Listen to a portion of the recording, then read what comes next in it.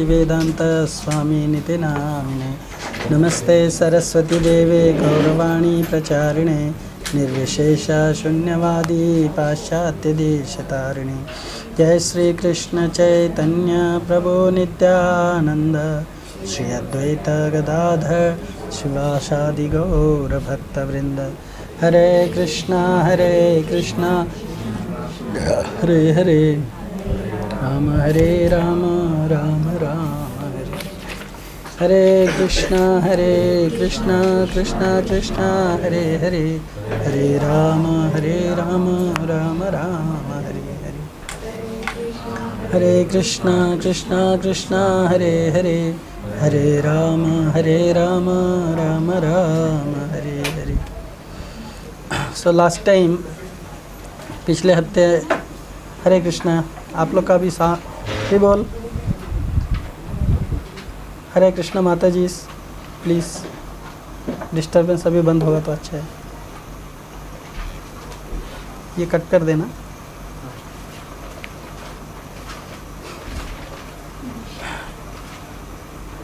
सो पिछले हफ्ते हम लोग 9वां अध्याय आरंभ किए थे और उसमें हम लोगों ने डिस्कस किया था कि किस तरह से 7वां अध्याय में भगवान जो विषय वस्तु डिस्कस कर रहे थे। 7वां अध्याय में कौन सा विषय वस्तु डिस्कस हो रहा था? भगवान का भगवत ज्ञान, और उसी विषय वस्तु का भगवान जो है 9वें अध्याय में कंटिन्यूएशन कर रहे हैं। 7वें अध्याय में भगवान ने जो विषय वस्तु चालू किया था उसको 8वें अध्याय में इसलिए कंटिन्यू कर नहीं सके थे कि 7वें अध्याय के अंत में या 8वें अध्याय के आरंभ में अर्जुन ने भगवान से 7 क्वेश्चन पूछ लिया था, और उस क्वेश्चन का उत्तर देने के लिए भगवान ने 8वां अध्याय शुरू किया था। तो 8वें अध्याय में किस चीज़ का क्वेश्चन दिया था? अर्जुन ने भगवान से प्रश्न पूछा था कि किम तद ब्रह्म किम अध्यात्म किम कर्म पुरुषोत्तम अधिभूतम च किम प्रोक्तम अधिदैवम किम उच्यते अधियज्ञ कथम को अत्र देहस्मिन् मधुसूदन प्रयाण काले च कथम ज्ञेयोसी नियतात्मभि।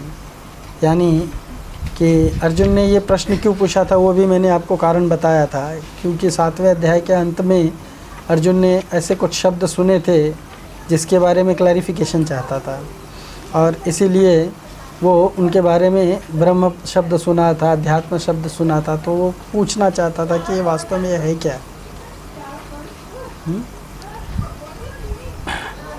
सो अर्जुन ने भगवान से पूछा था कि ब्रह्म क्या है, आत्मा क्या है, सकाम कर्म क्या है, भौतिक जगत क्या है, देवता क्या है, ये सब बताइए मुझे बोला था। स्वामी कौन है यज्ञ का, और ये शरीर में कैसे रहता है, मृत्यु के समय भक्ति करने वाले व्यक्ति को क्या होता है। तो भगवान ने सभी प्रश्नों का उत्तर 2 श्लोक में देने के बाद में इस चीज़ के ऊपर फोकस किया था कि अंत काले च, अंत काल आता है जब शरीर त्यागने का समय आता है, उस समय व्यक्ति को किस भाव में रहना चाहिए, क्या करना चाहिए। तो इसके ऊपर पूरा 8वां अध्याय जो है भगवान ने फोकस किया था। और फिर उसके बाद में अर्जुन के बिना पूछे भगवान ने वो 7वें अध्याय का जो प्रकरण है उसको 9वें अध्याय में आरंभ किया। 7वें अध्याय में भगवान को ये एंथू क्यों आ गया पूछने के लिए? क्योंकि भगवान जो 7वें अध्याय में अर्जुन जब भगवान से पूछता है तो भगवान भक्त की चर्चा करना आरंभ करते हैं कि भक्त कौन होता है, और भक्त की चर्चा करते करते भगवान जो है इस भाव में आ जाते हैं। जैसे भक्त भगवान का जब भजन करता है तो भक्त जो है वो भाव विभोर हो जाता है, और फिर उसको भगवान के सिवा कुछ सूझता नहीं है। उसी तरह से भगवान को भी भक्त के बारे में जब स्मरण हो जाता है तो भगवान जो है हमेशा भक्त के बारे में सुनना शुरू कर देते, सोचना शुरू कर देते हैं। तो इसीलिए भक्त की भलाई के लिए भगवान जो है 9वां अध्याय शुरू करते हैं। और 9वां अध्याय शुरू करने में हम लोगों ने डिस्कस किया था कि पहले अध्याय में भगवान जो अर्जुन से कहते हैं कि अर्जुन ये ज्ञान जो मैं तुम्हें दे रहा हूँ विशेष करके ये बहुत गुप्त ज्ञान है, परम गुह्य ज्ञान है, गुह्यतम टॉप सीक्रेट ज्ञान है, लेकिन इस ज्ञान को प्राप्त करने की योग्यता किसके पास होती है। तो योग्यता का चर्चा किया भगवान ने। और योग्यता बताते हुए भगवान ने बताया कि ये ज्ञान उसी व्यक्ति को दिया जाता है जो व्यक्ति के अंदर असूया या ईर्ष्या नहीं होती है। सो इसके लिए भगवान ने अर्जुन से ये कंफर्म भी किया कि तुम्हारे अंदर चूँकि असूया नहीं है, तुम मुझसे ईर्ष्या नहीं करते हो, इसलिए ये ज्ञान मैं तुमको दे रहा हूँ। दूसरा पॉइंट हम लोगों ने डिस्कस किया था कि ज्ञान को हम अपने पुरुषार्थ से हासिल नहीं कर सकते, ये परम गुह्य ज्ञान को। इसको भगवान अपनी कृपा से जब देंगे तभी हम उसको प्राप्त कर सकते हैं। अपने पुरुषार्थ से उस ज्ञान को हम प्राप्त नहीं कर सकते हैं। और उसके बाद में फिर भगवान अर्जुन को बताते हैं कि अर्जुन, जो ज्ञान मैं तुम्हें दे रहा हूँ वो ज्ञान दो प्रकार से रिसीव किया जाता है। एक तो थ्योरी के द्वारा यानी किताब के द्वारा, और दूसरा विज्ञान के द्वारा अर्थात अनुभव के द्वारा। जब हम कुछ कार्य करते हैं तब उसकी अनुभव प्राप्त होता है, और वो ज्ञान जब पूरी तरह से मिल जाता है ज्ञान और विज्ञान के द्वारा, तो उसका लाभ क्या होता है, ये सारा वस्तु जो है भगवान पहले अध्याय में डिस्कस करते हैं, पहले श्लोक में डिस्कस करते हैं। उसके बाद में दूसरे श्लोक में उस ज्ञान के गुणों का वर्णन करते हैं कि जो ज्ञान मैं तुम्हें बता रहा हूँ ये ज्ञान के और क्या क्या चरित्र हैं, ये ज्ञान के लक्षण क्या क्या हैं। ये ज्ञान जो है इसका कैरेक्टर है कि ये राजविद्या है। राजविद्या मतलब इससे ज़्यादा महत्वपूर्ण और ज्ञान दूसरा कोई नहीं है। आध्यात्मिक ज्ञान से महत्वपूर्ण जगत में कोई भी दूसरा ज्ञान नहीं है। और लेकिन यद्यपि ये ज्ञान सबसे महत्वपूर्ण है, लेकिन ये बहुत ही गुप्त ज्ञान है, ये हर एक को प्राप्त नहीं होता है। It's a secret, top secret ज्ञान है। और ये 9वां अध्याय मैंने आप लोग को बताया था, जैसे कि ट्रेज़र होता है ना, देखो माताएं अपने गहने वगैरह रखने के लिए एक संदूकची रखती हैं, है ना, संदूकची होता है कि नहीं, इसे हमने डिस्कस किया था, आप लोग को बताया था। हाँ नहीं बताया था सैंडविच वगैरह बताया था ना, बहुत पहले बताया था क्या, बताया तो था कभी।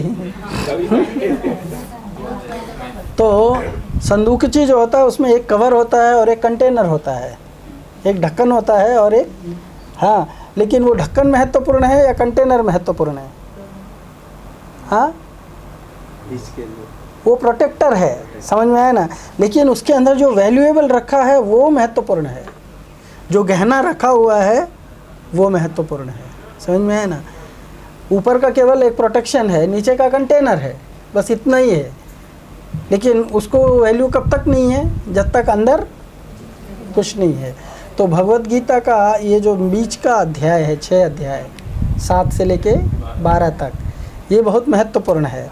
और इसमें भी सबसे वैल्यूएबल कौन सा है, जैसे सोने का चैन होता है तो सोना वैल्यूएबल है, लेकिन अगर उसमें हीरे का पेंडेंट हो तो, हाँ, तो कौन ज़्यादा, सोने से ज़्यादा महत्वपूर्ण कौन है? डायमंड है ना। तो दोनों साथ में लटक रहे, लेकिन डायमंड का पेंडेंट जो है वो सोने से भी ज़्यादा वैल्यूएबल है। तो इसीलिए सोने को भी सुरक्षित रखा गया है, लेकिन उससे भी ज़्यादा सुरक्षित डायमंड को रखते हैं, पेंडेंट जो है। तो ये 9वां अध्याय जो है उस तरह से पेंडेंट है भगवत गीता का। बीच का जो 6 अध्याय है, तो 9वां अध्याय इसके लिए इसको राज विद्या कहा गया है, टॉप मोस्ट सीक्रेट। ये ज्ञान में हीरा है, समझते हैं, है कि नहीं है? इसको ज्ञान में हीरा कहते हैं। उसी तरह से इसको बहुत छुपा करके रखा जाता है, हर एक को दिया नहीं जाता। अभी आपके घर में हीरा होगा तो आप उसको क्या बच्चे को खेलने के लिए दे देंगे? हाँ? क्या करेंगे, है ना? या जा कर के अपने दरवाजे पर लटका देंगे कि देखो मेरे घर में हीरा है, हरी हरी वो। हाँ, क्या बोलेंगे?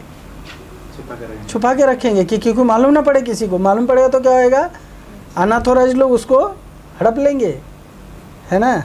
तो इसीलिए उसको क्या करते हैं, छुपा के रखते हैं। तो भगवान भी ये ज्ञान जो है इसको कंसील करके रखते, छुपा के रखते, हर एक को नहीं मिलता है। क्यों? क्योंकि ये ज्ञान प्राप्त करके कोई इसको मिसयूज़ भी कर सकता है या इससे अपना नुकसान भी कर सकता है ना। हीरा का जो शार्प एज होता है, हीरा जो घसते हैं ना, तो उसका जो एज होता है, क्या बोलते हैं उसको, किनारा, वो बहुत शार्प होता है, उसके ऊपर अगर हाथ घस जाए तो कट जाएगा, है ना। या बोलते हैं हीरा जहर होता है, उसको अगर किसी ने चाट लिया तो भी मर जाएगा, मालूम है क्या आपको? तो इसीलिए वो बहुत महत्वपूर्ण है, लेकिन नुकसान भी कर सकता है। तो ये राज विद्या जो है ये उसका नुकसान भी कर सकती है, जो इसका सही तरीके से इस्तेमाल करना नहीं जानता है। इसीलिए इसको छुपा के रखना पड़ता है। तलवार को म्यान में रखते हैं, क्यों? म्यान से बाहर रखेंगे, गलती से भी हाथ पड़ गया तो कट जाएगा, है ना। इसीलिए ज्ञान को भगवान ने छुपा के रखा है। लेकिन ये ज्ञान जो है, इसका कैरेक्टर क्या है? ये जिस किसी को मिल जाता है उसको पवित्र कर देता है और उसको भगवत धाम को लेके जाता है। ये भौतिक जगत जो है ये तम जगत है, अंधकार में जगत है, इससे बाहर निकाल करके लेके जाता है। इस ज्ञान को प्राप्त करने वाला इसका साक्षात अनुभव कर सकता है कि ये कितना महत्वपूर्ण है। प्रत्यक्ष अवगमम, इसका साक्षात अनुभव कर सकता है कि ये कितना महत्वपूर्ण है। हाँ, और ये बड़े आसानी से करने योग्य है। इसको करने से व्यक्ति को सुख मिलता है, सच्चा सुख मिलता है। वो उसको खुद को सुख का असली सुख का अनुभव होता है। सो ये हम लोगों ने डिस्कस किया था। फिर उसके बाद में तीसरे श्लोक में डिस्कस किया था कि जो व्यक्ति को श्रद्धा नहीं होती है भगवान को, ऐसा सुगम और सर्वोपरि विद्या के होने पर भी लोग इसका लाभ क्यों नहीं उठा पाते हैं? क्योंकि जिसके पास में भगवत ज्ञान प्राप्त करने के लिए जो श्रद्धा का कंटेनर है, अगर वो नहीं होगा, श्रद्धा नहीं होगी, तो इस ज्ञान को प्राप्त करना कठिन हो जाता है। हाँ, इसको भगवान को लोग प्राप्त नहीं कर सकते, वापस से इस जगत में लौट आते हैं। और चौथे पांचवें में हमने डिस्कस किया था कि राज विद्या की महिमा क्या है।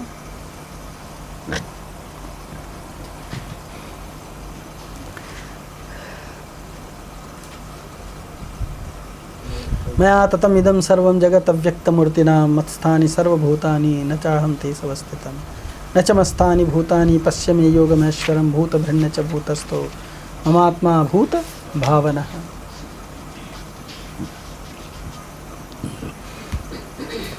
इसमें भगवान अपने आप के बारे में बताते हैं। यह संपूर्ण जगत मेरे द्वारा व्याप्त है, समस्त जीव मुझ में हैं किंतु मैं उनमें नहीं हूँ। और मैंने आप लोगों को एक बहुत अच्छा उदाहरण दिया था, याद है कि किस तरह से भगवान जो है सब में है और फिर सब में नहीं भी है। बताया था, शरीर का उदाहरण दिया था, याद है आपको? बॉडी एंड आत्मा का उदाहरण दिया था।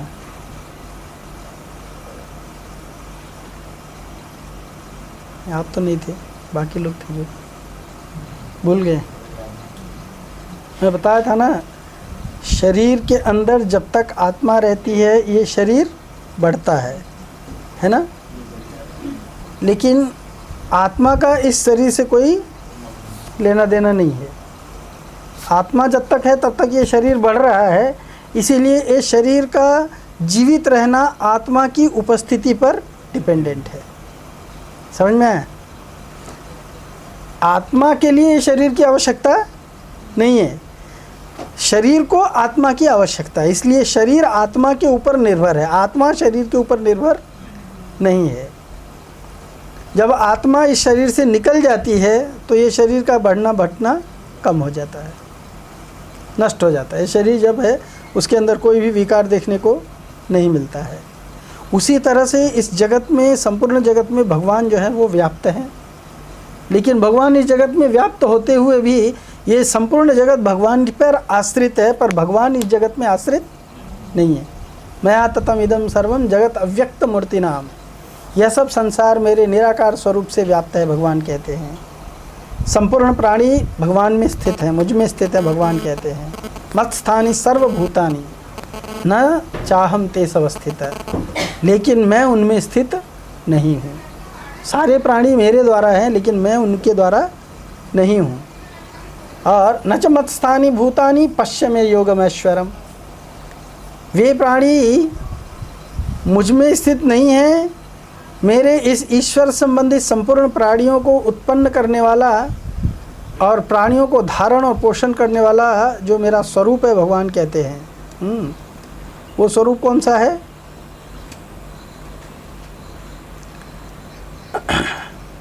भगवान कहते हैं कि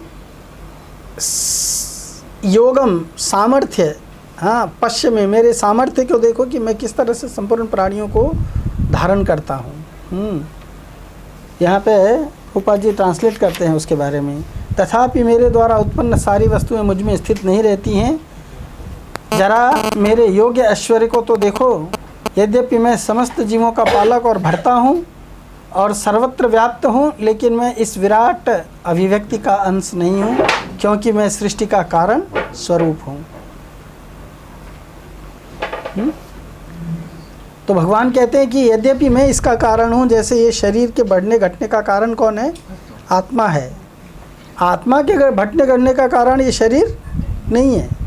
शरीर आत्मा पर स्थित है, उसी तरह से संपूर्ण जगत भगवान पर स्थित है, लेकिन भगवान उसके कारण, भगवान जो है उसके ऊपर आश्रित नहीं है। सो इसके बारे में भगवान बताते, इसको हम लोगों ने डिस्कस किया था। और छठवां पॉइंट हमने डिस्कस किया था कि भगवान उसी बात को जो बता रहे थे, तो उसको जो पिछले 2 श्लोकों में बताया, उसी श्लोक को बताने के लिए भगवान ने एक उदाहरण बताया है। यथा आकाश स्थितो वायु नित्यम वायु सर्वत्र गो महान। हाँ, जैसे आकाश में स्थित वायु सर्वत्र भ्रमण करती है, चाहे वो कितनी भी बड़ी प्रबल क्यों नहीं है वायु, हाँ, लेकिन वो आकाश से बड़ी नहीं है। वायु कितनी बड़ी है? सर्वत्र व्याप्त है, लेकिन फिर भी वो आकाश के अंदर ही समाई हुई है, आकाश के बाहर नहीं है।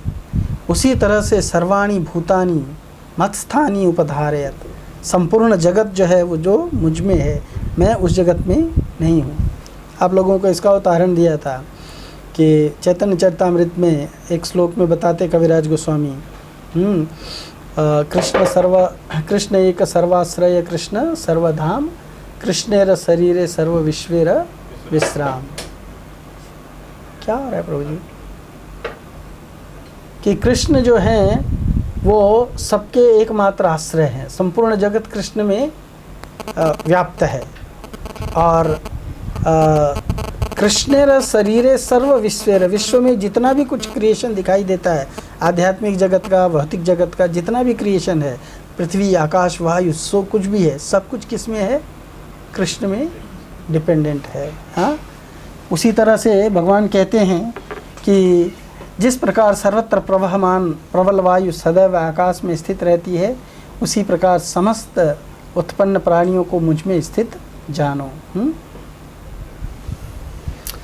तो प्रभुपाद जी इनको समझाते ब्रह्म संहिता का एक श्लोक दे करके भी।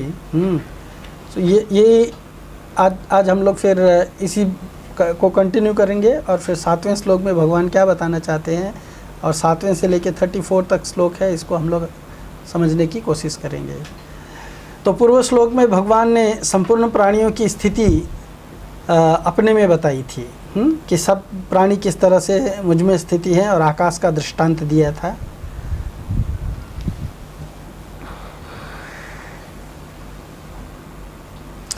लेकिन भगवान ने उनकी स्थिति की बात तो कही, लेकिन उनका क्रिएशन कैसे होता है और उनका डिस्ट्रक्शन कैसे होता है, ये बात नहीं डिस्कस किया था।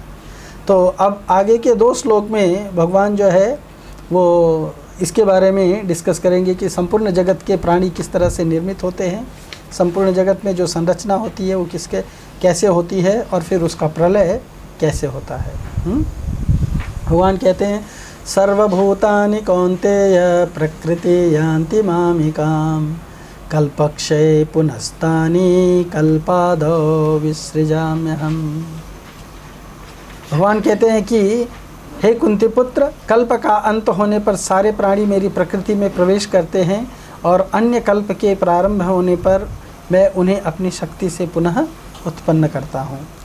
यानी यहाँ पे भगवान जो है सृष्टि और प्रलय, ये 2 चीज़ों की बात कर रहे हैं, और दोनों सृष्टि का भी कारण अपने आप को बता रहे हैं और प्रलय का भी कारण अपने आप को ही बता रहे हैं।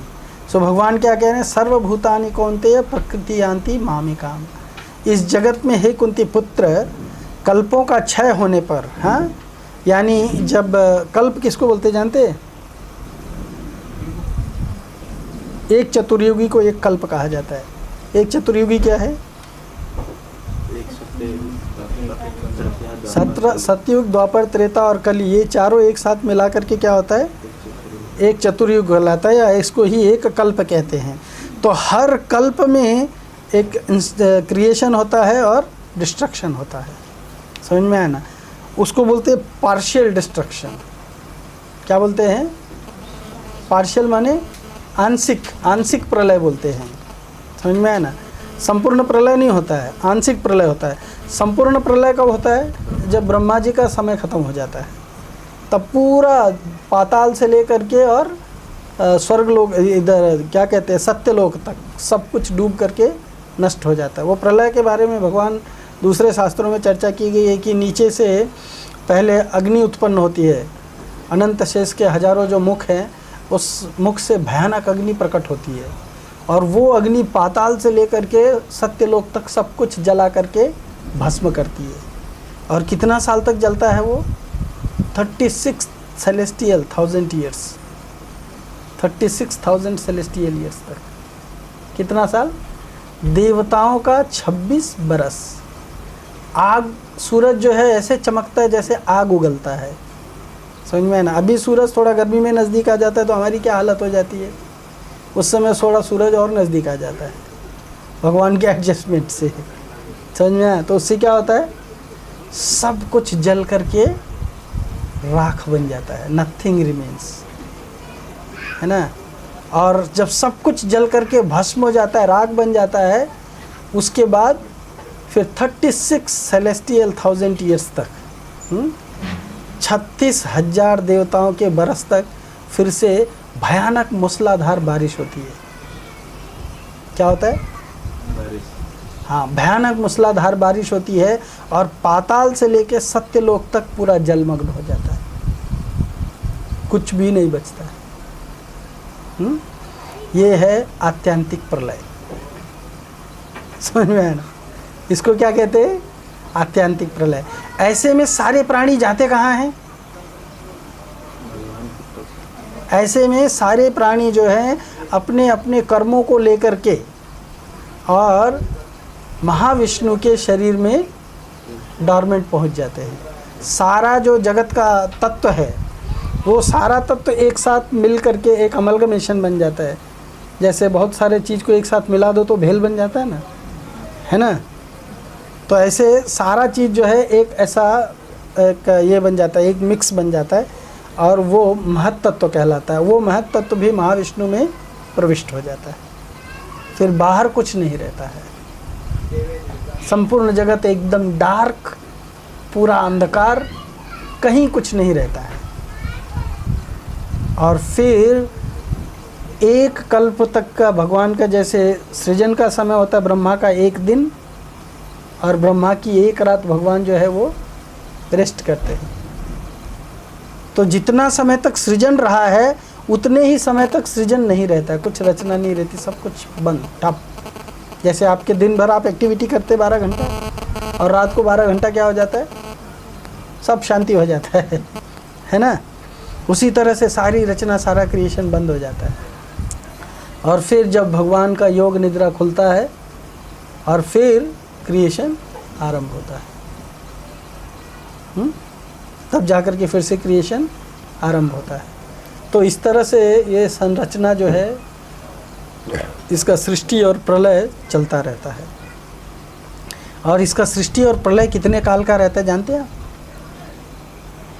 कितने काल का रहता है? ब्रह्म संहिता में ब्रह्मा जी बताते हैं, यस्य कनिश्वसित कालमथावलंब्य जीवन्ति लोम बिलजा जगदंडनाथा विष्णुर्महान् सह्य यस्य कला विशेषो गोविंदमादिपुरुषं तमहं भजामि। विष्णु का एक उच्छ्वास का काल है, ब्रह्मा जी का पूरा 100 बरस का जिंदगी, जिसमें ये क्रिएशन होता है और आतंक की प्रलय होता है। ब्रह्मा के, भगवान के, विष्णु के एक उच्छ्वास का काल है। वो उच्छ्वास का काल कितना होता है? 311 ट्रिलियन 46 बिलियन ईयर्स। कितना होता है? 311 ट्रिलियन 46 बिलियन ईयर। मिलियन के बाद बिलियन होता है, मिलियन माने 10 लाख, बिलियन मीन्स 100 लाख्स, और बिलियन के बाद आता है ट्रिलियन। समझ में आया ना? तो कितना होता है आप कैलकुलेट कर सकते हो। यानी मानवीय कैलकुलेशन से इन्फिनिट है, हम उसका कल्पना करना भी कठिन है। इतना ब्रह्मा का एक दिन होता है और इतना ही भगवान का एक उच्छ्वास होता है महाविष्णु का। और वो महाविष्णु कौन है? यस्य कला विशेषु, कृष्ण के अंश के अंश हैं। इसलिए यहाँ पे भगवान अर्जुन को बता रहे हैं कि अर्जुन, सर्वभूतानि कौन्तेय प्रकृति यान्ति मामेकाम कल्पक्षये पुनस्तानि कल्पादौ विसृजाम्यहम्। कल्प के आदि में सबकी रचना मैं करता हूँ। कल्प का आदि कहाँ से स्टार्ट होता है? एक प्रलय के बाद दूसरा प्रलय जब, यानी एक ब्रह्मा का एक दिन ख़त्म हो गया। तो ब्रह्मा का एक दिन नहीं भाई, ब्रह्मा के एक दिन में तो 77 मनु होते हैं, और 77 मनु का एक दिन जो है एक दिव्य युग कहलाता है। तो एक दिव्य युग या एक चतुर्युगी युग एक कल्प कहलाता है। तो यही कितना साल हो गया? लगभग 17 लाख साल होता है। 4,32,000 वर्ष कलयुग है, 8,64,000 वर्ष द्वापर है, उसका 3 गुना त्रेता है, और 4 गुना, ये टोटल मिलाकर के 46 लाख बरस होता है, 46 लाख ईयर।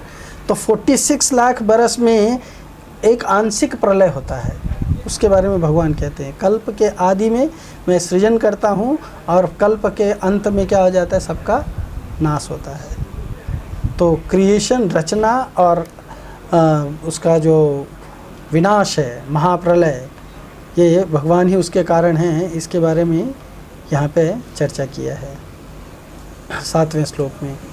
8वें श्लोक में प्रकृतिम स्वामवष्टभ्य विसृज्यामि पुनः पुनः भूतग्राममिमं कृष्णं प्रकृतेर्वशात् भूतग्राममिमं कृष्णं प्रकृतेर एवं वशं प्रकृतेर्वशात्।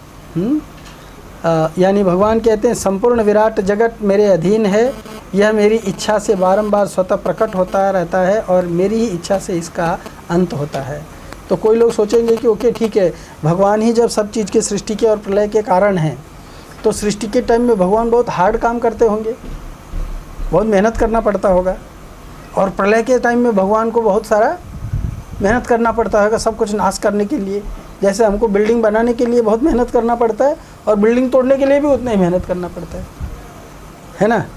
क्या ऐसा होता है? भगवान कहते हैं नहीं, ये सब काम जो है केवल मेरी इच्छा मात्र से प्रकट होता है, आई जस्ट डिज़ायर। भगवान क्या कहते हैं? केवल मैं इच्छा से, कल्पना शक्ति से, मैं जब कहता हूँ लेट देयर बी क्रिएशन, तो क्रिएशन होना शुरू हो जाता है। मेरे को उसके लिए कोई प्लानिंग नहीं करना पड़ता है। पर अगर आपको एक छोटा सा बिजनेस डालना हो, एक छोटा सा बिल्डिंग बनाना हो, तो कितना प्लान करना पड़ता है ना? हम लोग कितने साल से फंड जमा कर रहे हैं, मिल ही नहीं रहा है। क्रिएशन कितने दिन से लटका हुआ है। और भगवान 1 सेकंड में जस्ट प्लान किया, मन में इच्छा आई कि रचना होनी चाहिए, ऐसी रचना होनी चाहिए, रचना अपने आप होना आरंभ हो जाता है।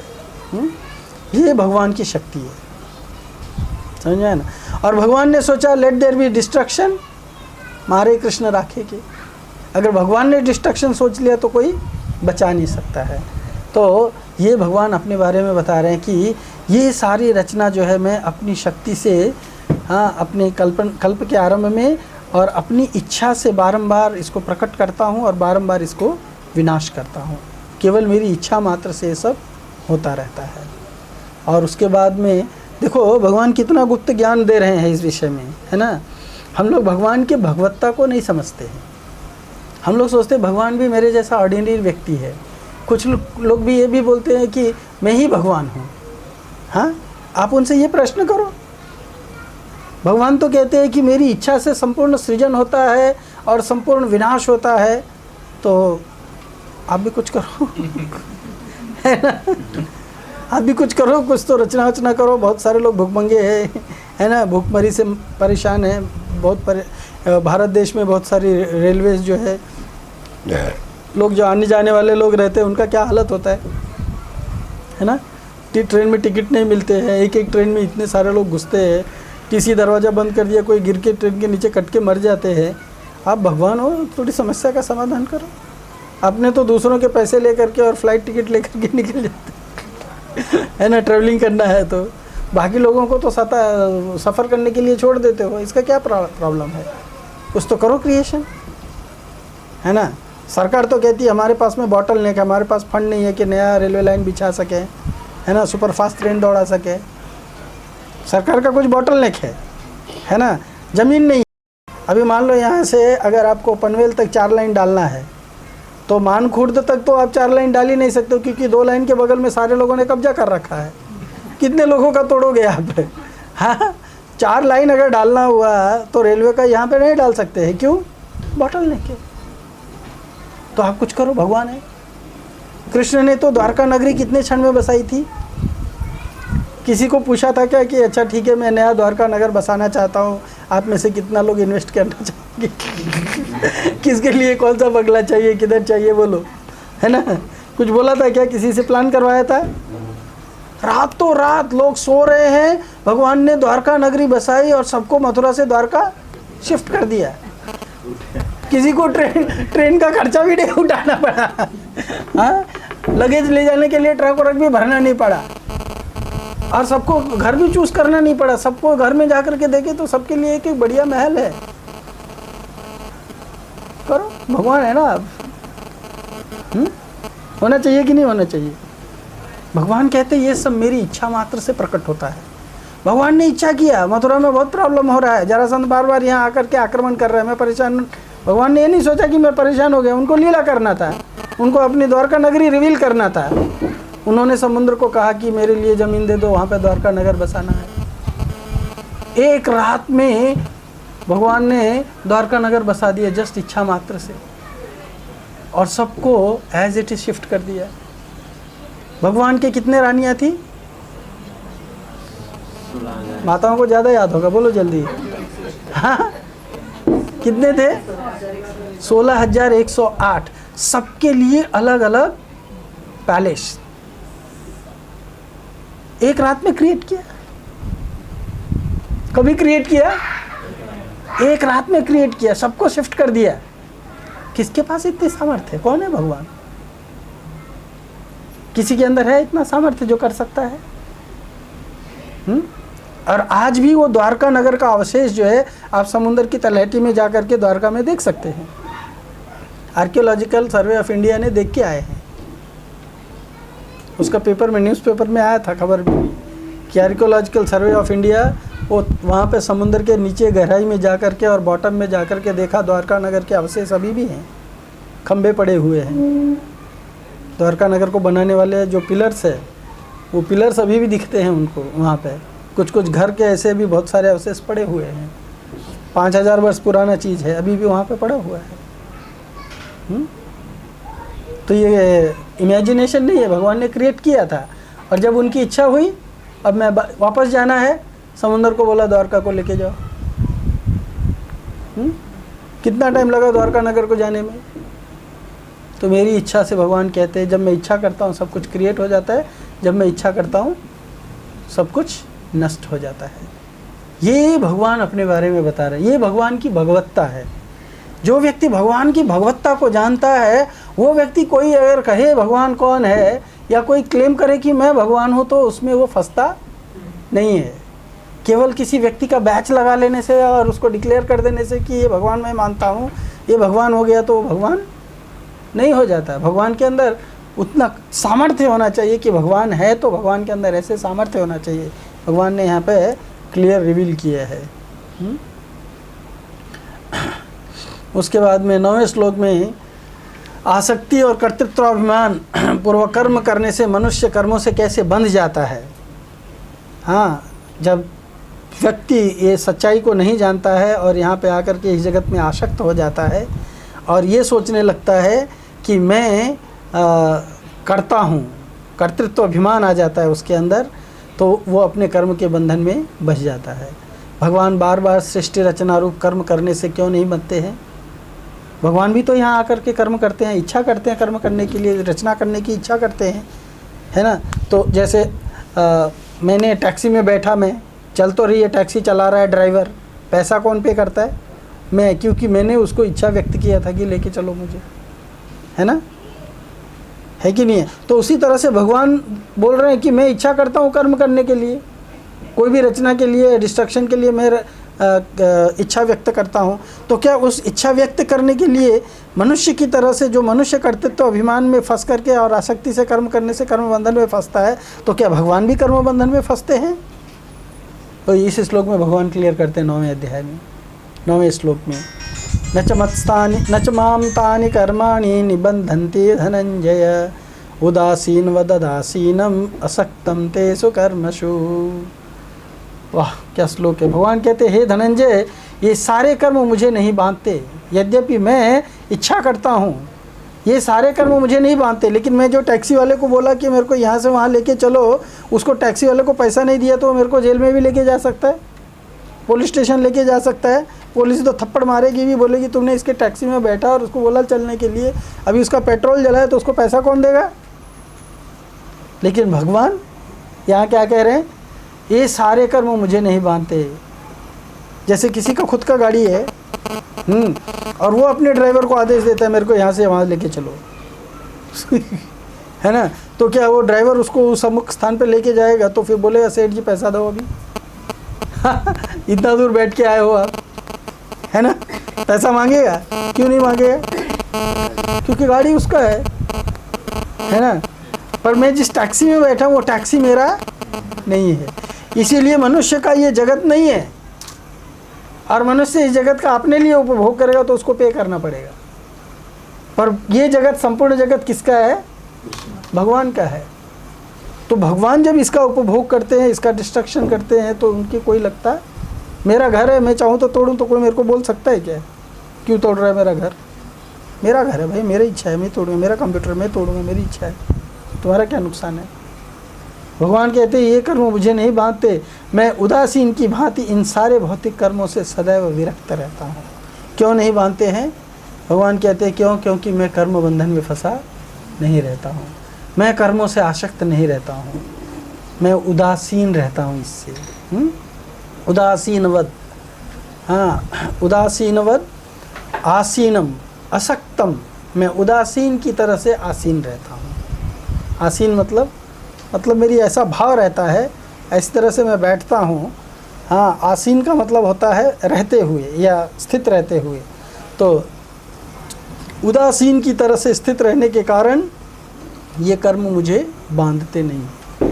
इससे एक शिक्षा लेनी चाहिए हमको। भगवान ये हमको इसलिए समझाते हैं कि कोई भी कर्म से अगर कोई व्यक्ति उदासीनवत रहेगा तो वो कर्म बंधन उसको भी बांधेगा नहीं। ये आगे जा कर के बताएंगे भगवान। 10वें श्लोक में भगवान बताते हैं आसक्ति का निषेध करके अब भगवान कर्तृत्वाभिमान का भी निषेध करते हैं। भगवान कहते हैं कि मैं किसी कर्म से आसक्त नहीं रहता हूँ, और फिर भगवान ये भी कहते हैं कि यद्यपि मैं ही करता हूँ लेकिन मैं उसका करता हूँ। मैं आध्यक्षेण प्रकृति, भगवान कहते हैं कि मेरी इच्छा से कार्य होता है लेकिन कार्य करता कौन है? प्रकृति कार्य करती है, जो मेरी अधीनता में कार्य करती है। मैं बोलता हूँ जैसा वैसा करती है बस।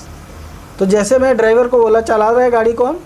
ड्राइवर चला रहा है, मैं तो गाड़ी चला नहीं रहा हूँ, मैं गाड़ी में बैठा हूँ, पर इच्छा व्यक्त मैंने किया और मैंने बोला उसको यहाँ से चलो तो वो वहाँ से जा रहा है।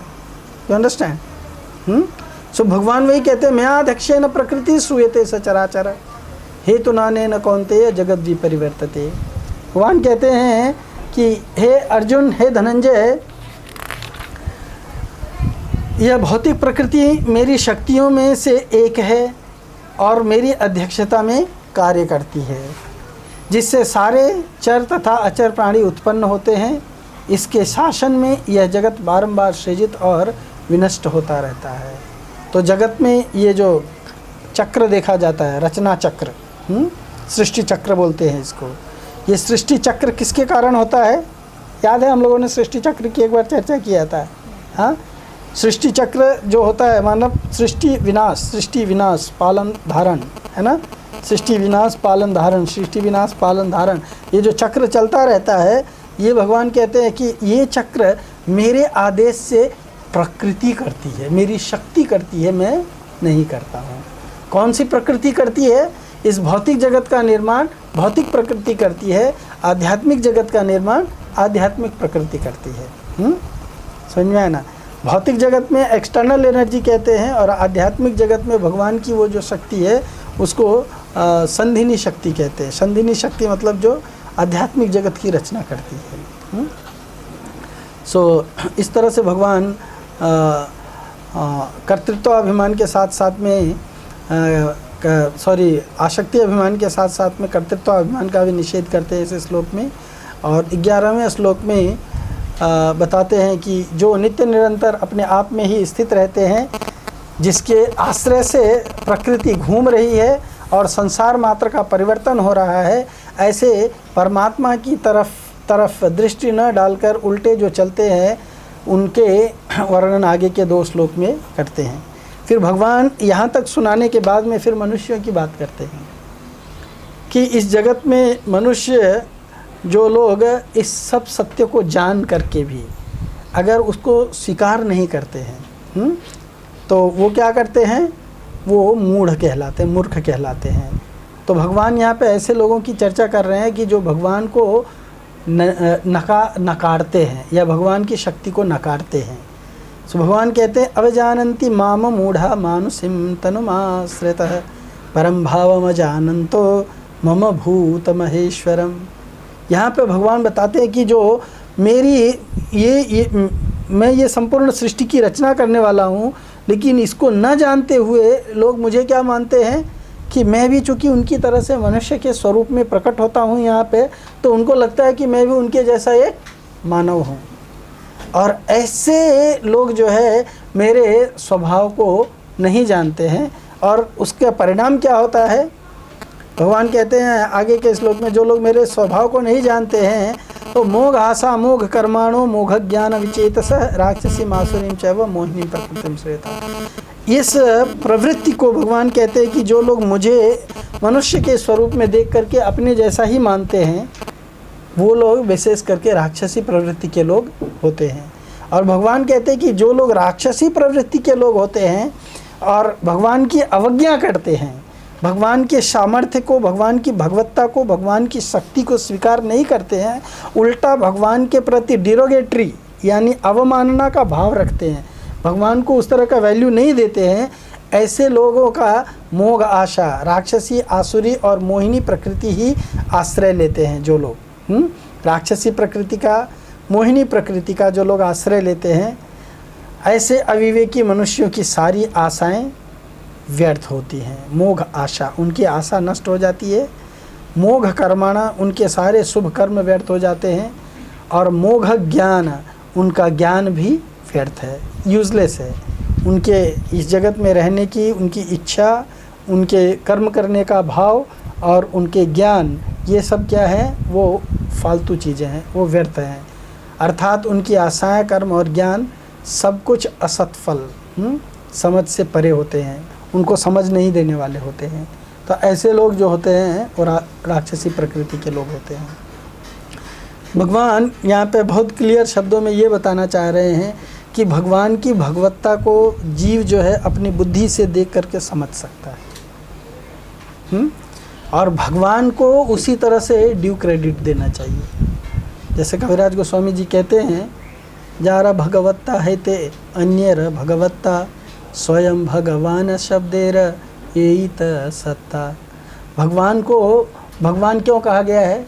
क्योंकि भगवान के अंदर ऐसे शक्ति है, ऐसे सामर्थ्य है, जिसके कारण भगवान भगवान है। हर एक व्यक्ति भगवान नहीं बन सकता है, लेकिन हम लोग भगवान को, जैसे मैं अपने बारे में बताऊं तो मैं जब फर्स्ट टाइम में भगवद गीता पढ़ा था, वो प्रभुपाद का ये भगवद गीता नहीं था, किसी और व्यक्ति का, बहुत भारत के बहुत ही प्रसिद्ध व्यक्ति के द्वारा उसका तात्पर्य लिखा गया था। तो मैंने सोचा इनकी ये पुस्तक है, तो मैं वो लेकर के पढ़ा, सोचा इसमें बहुत अच्छा ज्ञान होगा। और वो पढ़ने के बाद में अंत में रिज़ल्ट क्या निकला? रिज़ल्ट ये निकला कि मैं कृष्ण के प्रति मेरे मन में क्या कहते हैं, क्रांति आ गई। मेरे मन में ये भाव उत्पन्न होने लगा कि कृष्ण होगा कोई बहुत बड़ा राजा, किसी ज़माने में हुआ होगा, है ना। पर उसके बातचीत में अहंकार लक्षित होता है, वो क्या कहता है लोगों को? जो कुछ करो मेरे लिए करो, जो खाओ मुझे पहले अर्पण करो, है ना? है कि नहीं है? मन मना भव मद भक्तो मध्याजी माम नमस्कुरु, मुझे नमस्कार करो, मुझे नमस्कार करो और मुझे प्रणाम करो, मेरा नाम जपो, मेरी शरण में आओ। क्यों भाई? हमारा अपना भी तो कुछ अस्तित्व है, हम आपके शरण में क्यों आएंगे, है ना?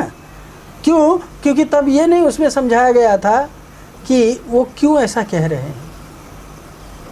समझ में आया ना? भगवान जो अपनी शरण में आने की बात करते हैं, भगवान जो लोगों को कहते हैं कि आप अपना सब कुछ मुझ पे समर्पित करो, तो उसके पीछे भाव किसका है, लाभ किसका है, ये हमने नहीं समझा था। उस पुस्तक में हमको ठीक से नहीं समझाया गया था, संस्कृत हमारी समझ में नहीं आ रहा, और समझाने वाले ने हमको इस तरह से समझाया कि हमारे मन में क्रोध उत्पन्न हुआ। पर जब भगवद गीता प्रभुपाद के द्वारा लिखित भगवद गीता को जब समझा पढ़ा, तब समझ में आया कि भगवान जो ऐसा कह रहे हैं उसके अंदर उनकी करुणा परिलक्षित होती है। वो हमको बचाना चाहते हैं, इसीलिए हमको वो सही ज्ञान दे रहे हैं, मार्गदर्शन दे रहे हैं कि अगर तुम अपने लिए करोगे तो इस जगत में फंसोगे, और इस जगत से अगर निकलना है तो उसका एकमात्र तरीका है तुम अपने लिए ना करके मेरे लिए करो। जो कुछ भी करते हो मेरे लिए करो, जितना भी व्यवहार इस जगत में करते हो सब चीज़ का केंद्र मुझे रखो, मुझे अर्पित करके करो, इसमें मेरा लाभ है। हाँ, अन्यथा अगर हम भगवान को समर्पित करके नहीं करेंगे, अपनी इच्छा से अपनी मर्जी से जो कुछ भी इस जगत में करेंगे, तो हमारी सारी आशाएं, हमारे सारे ज्ञान, हमारे सारे कर्म व्यर्थ है, मोघ व्यर्थ है। उसका कोई रिजल्ट नहीं होगा, उल्टा परिणाम होगा। उल्टा परिणाम क्या होगा? हम इस जगत में फंस जाएंगे। इसीलिए ये बहुत महत्वपूर्ण है कि भगवान की कृपा को समझें, भगवान की शक्ति को समझें, भगवान द्वारा रचित इस जगत को समझें, और तब हम इससे बाहर निकल सकते हैं। इसके बाद 13वें श्लोक में बताते हैं, भगवान एक्चुअली एक तरह से देखा जाए तो चौथे श्लोक से लेकर के 10वें श्लोक तक अपने प्रभाव, सामर्थ्य इत्यादि का वर्णन करते हैं। उस प्रभाव को न मानने वालों का वर्णन जो है 11वें और 12वें श्लोक में करते हैं। अब उस प्रभाव को जान करके भजन करने वाले लोगों का वर्णन करते हैं कि भगवान के सामर्थ्य को, भगवान के प्रभाव को, भगवान की शक्ति को जो लोग जानते हैं और वो उसको जान करके भगवान का भजन करते हैं, तो वो भी जो आसुरी प्रवृत्ति के लोग हैं, जो भगवान का तिरस्कार करते हैं, उनकी तरह से ही कार्य करते हुए प्रतीत होते हैं, लेकिन उनके कार्य का रिजल्ट अलग मिलता है। और ये जो आसुरी वृत्ति के लोग होते हैं, उनके कर्मों का रिजल्ट अलग मिलता है। तो भजन करने वालों को क्या रिजल्ट मिलता है? भगवान यहाँ कहते हैं, महात्मानस्तु माम पार्थ दैवीं प्रकृतिमाश्रित भजन्त्यानन्य मनसो ज्ञात्वा भूतादिम अव्ययम। यहाँ भगवान कहते हैं कि हे पार्थ, मोह युक्त महात्मा जन दैवी प्रकृति के संरक्षण में रहते हैं, वे पूर्णतः भक्ति के में निमग्न रहते हैं, क्योंकि वे मुझे आदि तथा अविनाशी भगवान के रूप में मानते हैं। इसमें बहुत सिंपल शब्दों में भगवान कह रहे हैं कि महात्मा बनने के लिए क्या चाहिए। और जो महात्मा बनने वाला होता है वो व्यक्ति हर परिस्थिति में प्रसन्न रहता है। तो महात्मा बनने के लिए क्या चाहिए? महात्मा बनने के लिए भगवान को स्वीकार करना चाहिए। स्वीकार कैसे करेंगे? जब तक भगवान की भगवत्ता को नहीं जानेंगे तो स्वीकार कैसे कर पाएंगे? तो भगवान अपनी भगवत्ता के बारे में इस अध्याय में चर्चा किए हैं, और उसको जान करके भगवान कहते हैं कि जो व्यक्ति भगवान के भगवत्ता को स्वीकार करता है और भगवान की अंतरंगा शक्ति के अधीन रह करके कार्य करता है, दैवी प्रकृति में आश्रित है, दैवी प्रकृति का आश्रय लेता है। एक आसुरी प्रकृति होती है जो भगवान से दूर ले जाती है, एक दैवी प्रकृति होती है जो जीव को भगवान के नज़दीक लेके आती है। तो भगवान के नज़दीक जो प्रकृति लेके आती है, उस प्रकृति के आश्रय में जो व्यक्ति रहता है और भगवान का अनन्य मन से, मतलब अन्य किसी व्यक्ति को भगवान न मान करके केवल भगवान को भगवान मान करके उनकी भजन क्रिया में लगता है। भजन क्रिया क्या है आप लोग जानते हैं, श्रवणम कीर्तनम स्मरणम, ये जो 9 प्रोसेस है इसको भजन क्रिया कहते हैं। भगवत भक्ति रसामृत सिंधु में रूप गोस्वामी जी 64 प्रकार के भक्ति के अंग बताते हैं। वो 64 प्रकार के अंगों का आचरण करना वो भजन क्रिया कहलाता है। ज्ञात्वा भूतादिम अव्ययम, भगवान कहते हैं कि जो लोग इस अविनाशी भाव को समझ करके मेरा भजन करते हैं वे लोग अनन्य मन वाले महात्मा मुझे संपूर्ण प्राणियों का आदि और अविनाशी समझकर मेरा निश्चित रूप से भजन करते हैं और सुखी रहते हैं।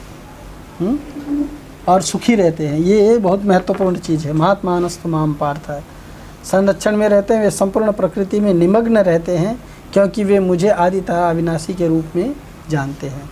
तो जब तक हम भगवान को, जैसे कहा गया ना, कल हम लोग डिस्कस कर रहे थे कि अगर व्यक्ति अपने आप को किसी के समान मानता है, पैरेलल मानता है, जैसा ये वैसा मैं भी हूँ, इसके पास जितना धन है मेरे पास भी उतना धन है, तो उसके अंदर समर्पण का भाव नहीं आएगा, उसके अंदर कंपटीशन का भाव आता है। You understand? जब हम अपने में समानता देखते हैं तो कंपटीशन का भाव आता है, और जब हम अपने में ये देखते हैं, दो चीज़ों में जब हम कंपेयर करते हैं, ऊंचा नीचा देखते हैं, तो जो नीचे लेवल पे होता है वो ऊंचे का डेफिनेटली रिस्पेक्ट और सम्मान करता है कि नहीं करता है? हाँ, है ना? अगर टीचर और स्टूडेंट दोनों सोचे कि हम लोग दोनों एक जैसा ही है, तो शिक्षक जो है वो स्टूडेंट को सिखाएगा कुछ और स्टूडेंट उससे कुछ सीखेगा नहीं, इम्पॉसिबल है। दोनों समझेंगे हम एक दूसरे को जानते हैं, हम जानते हैं, वो जितना जानता उतना मैं भी जानता हूँ, मैं उसको क्यों स्वीकार करूँ? उल्टा मैं उससे ज़्यादा जानता हूँ, कंपटीशन डेवलप होगा। तो इसीलिए जब भगवान, जो लोग बोलते हैं ना कि मैं भी भगवान, मायावाद का सबसे बड़ा प्रॉब्लम क्या है? मायावाद का सबसे बड़ा प्रॉब्लम ये है कि मायावादी लोग जो है वो सबको ईश्वर मानते हैं। सबसे पहले अपने आप को ईश्वर मानते हैं और फिर दूसरों को भी ईश्वर मानते हैं, है ना? और ईश्वर को भी ईश्वर मानते हैं, ईश्वर को ही सोचते हैं कि वो भी हमारे जैसा है, हम भी ईश्वर के जैसे हैं। इसीलिए क्या होता है, सेव्य सेवक भाव छाड़ी आपनारा ईश्वर माने। समझ में आया ना? उसके अंदर सेव और सेवक का भाव नष्ट हो जाता है। जब सेव सेवक का भाव ही नष्ट हो गया तो रिलेशन खत्म हो जाता है। जब रिलेशन होगा, है ना? आज मॉर्निंग में गौर गोपाल प्रभु का लेक्चर कितने लोगों ने सुना? वहाँ पर गौर गोपाल प्रभु ने रिलेशन की बात कही थी, याद है? रिलेशन की बात कही थी कि नहीं? नहीं, किसी ने नहीं सुना, आपने सुना ना?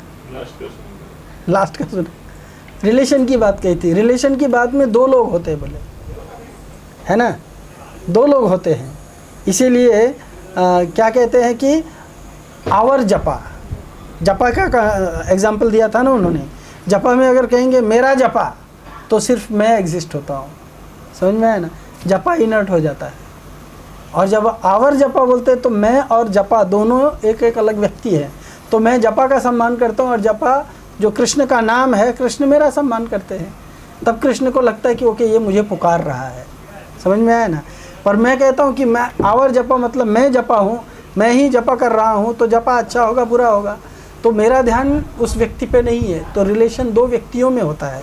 एक ही व्यक्ति में रिलेशन हो जाएगा क्या? अपने आप से ही आप अपना कुछ भी बन जाएंगे। हाँ, है ना? रिलेशन 2 व्यक्ति में होता है। तो जब हम उसको एक्नॉलेज नहीं करेंगे दूसरे व्यक्ति को, तो रिलेशन कहाँ रहा? You understand? फिर एक्नॉलेज करने के लिए दोनों में कुछ तो डिफरेंस होना चाहिए। अब एक पति है और एक पत्नी है, एक संबंध है मान लो, है ना? तो दोनों ही पुरुष होंगे तो पति पत्नी कहलाएंगे। दोनों ही माताएं होंगी तो पति पत्नी कहलाएंगे? बताइए, नहीं ना? थोड़ा तो डिफरेंस होना चाहिए। उसमें पुरुष का कुछ रोल है और पत्नी का कुछ रोल है ना? दोनों को अपना रोल स्वीकार करेंगे तभी वो रिलेशन बनेगा, है या नहीं है? उसी तरह से भगवान को और भक्त को, जब तक भगवान और भक्त का डिफरेंस नहीं है तब तक संबंध कहाँ बनेगा? बनना मुश्किल है। तो भगवान और भक्त का संबंध बनाने के लिए, संबंध जो बनता है, जिस प्रक्रिया से बनता है, उसको क्या कहते हैं? जैसे शादी जो होता है, पुरुष और स्त्री में जो शादी होता है, वो शादी या विवाह जो है एक प्रक्रिया है ना? तो भक्ति जो है, भक्त और भगवान का एक संबंध बनाने का एक प्रक्रिया है। है ना। तब भक्ति में सेवा होती है। किसकी सेवा कौन करेगा भाई? अगर पत्नी सोच के जाए कि ये मेरा नौकर बनेगा अभी से हाँ, शादी हो गई तो ये आज से मेरा फ्री में नौकर है, और पति सोच के जाए ये मेरी नौकरानी है, दोनों अगर बॉस बनने का कोशिश करेंगे तो कितना दिन शादी टिकेगी? हाँ बताओ। कोई भी शादी करता है तो ये सोच के करता है क्या कि आज से ये मेरी नौकरानी फ्री फंड में, या आज से ये मेरा फ्री फंड का नौकर।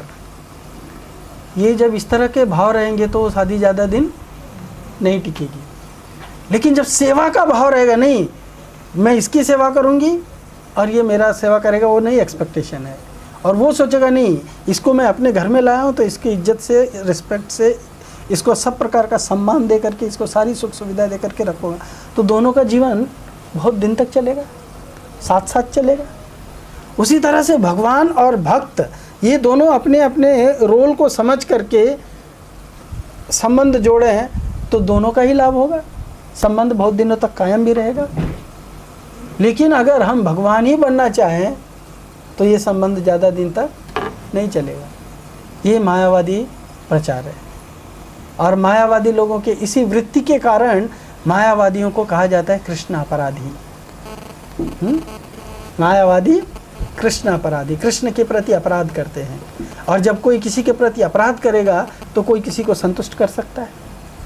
हाँ, मुश्किल है, नहीं कर सकता है संतुष्ट। इसीलिए भगवान बताते हैं कि जो भक्त होते हैं उनको महात्मा इसलिए कहा जाता है क्योंकि वो सच्चाई को जानते हैं और मेरी अंतरंगा शक्ति के अधीन रह करके मेरी सेवा में लगते हैं। भजन्ते अनन्य मनसो, केवल मुझे अपना ईश्वर मान करके मेरा भजन करते हैं।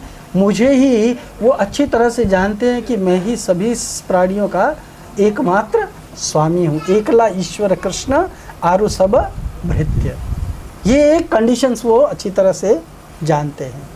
13वें श्लोक में ये बताने के बाद में 14वें श्लोक में भजन करने वालों का वर्णन करके भगवान आगे के श्लोक में भजन का प्रकार बताते हैं कि कितने तरह के भजन किए जाते हैं। और इसमें सबसे महत्वपूर्ण भगवान बताते हैं कि कौन सा भजन सबसे श्रेष्ठ है। सततम कीर्तयन्तो माम यतन्तश्च दृढ़व्रता नमस्यन्तश्च माम भक्त्या नित्ययुक्ता उपासते। भगवान कहते हैं कि ये महात्मा मेरी महिमा का नित्य कीर्तन करते हुए, दृढ़ संकल्प के साथ प्रयास करते हुए, मुझे नमस्कार करते हुए भक्ति भाव से मेरी पूजा करते हैं। सततम कीर्तयन्तो माम, निरंतर नित्य निरंतर मुझे में लगे हुए, नित्य युक्त हर रोज़ मेरी सेवा करते हैं। ऐसा नहीं कि आज सेवा कर दिया और उसके बाद में फिर 1 महीने के लिए भूल गए या 2 महीने के लिए भूल गए या 1 साल के लिए भूल गए। जब जन्माष्टमी आया तो थोड़ा सा हंगामा कर दिया, उसके बाद में फिर भूल गए मेरे को। भगवान कहते नहीं, भक्त जो होता है वो डेली मेरा सेवा करता है, नित्य निरंतर मुझ में लगे हुए, दृढ़व्रती होकर के लगन पूर्वक साधना में लगे हुए और प्रेम पूर्वक कीर्तन करते हुए, मुझे नमस्कार करते हुए निरंतर मेरी उपासना करते हैं। भगवान ने अंत में भी भगवद गीता का जो सबसे चरम श्लोक है उसमें क्या कहते हैं? सर्वधर्मान परित्यज्य मामेकं शरणं व्रज। नहीं, वो कहते हैं ना, एक कौन सा श्लोक है, माम नमस्कुरु वाला कौन सा श्लोक है? हाँ, मन मना भव मद भक्तो मद्याजी माम नमस्कुरु मामे वैश्यसि सत्यम ते प्रतिजानी प्रियोसिमी। तो जो बात वहाँ उस श्लोक में कही है वही बात भगवान यहाँ इस श्लोक में कह रहे हैं कि मन से मेरा भक्त बनो, सततम कीर्तयन्तो माम, केवल मेरा भजन करो। यतन्तश्च दृढ़व्रता, दृढ़व्रती होकर के। दृढ़व्रती क्या होता है? दृढ़ता कब आती है कृष्ण के भक्ति में?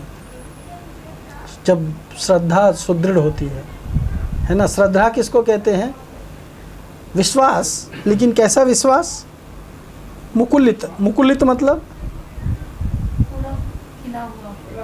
पूरा खिला हुआ किधर हुआ? मुकुलित मीन्स कली, अभी खिला नहीं है पूरी तरह से, समझ में आया ना, विकसित नहीं है, मुकुलित है।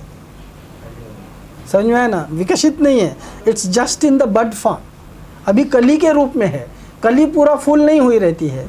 तो एक श्रद्धा होती है जो मुकुलित होती है, मतलब वो बहुत कोमल होती है।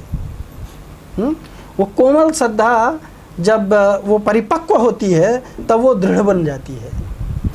समझ में आया ना। तो दृढ़ व्रता होना मतलब क्या है, पूरी तरह से भगवान के अंदर फुल फेथ होना चाहिए, कंप्लीट फेथ। और कंप्लीट फेथ क्या है, कृष्ण भक्ति कैले सर्व कर्म कृत होय। एक सबसे बड़ा दृढ़ विश्वास व्यक्ति के अंदर ये होता है कि बस अब मैंने कृष्ण की भक्ति करना शुरू कर दिया है, कृष्ण की भक्ति करने से मेरा सब काम कंप्लीट हो जाएगा, मुझे और दूसरा कुछ करने की आवश्यकता नहीं है।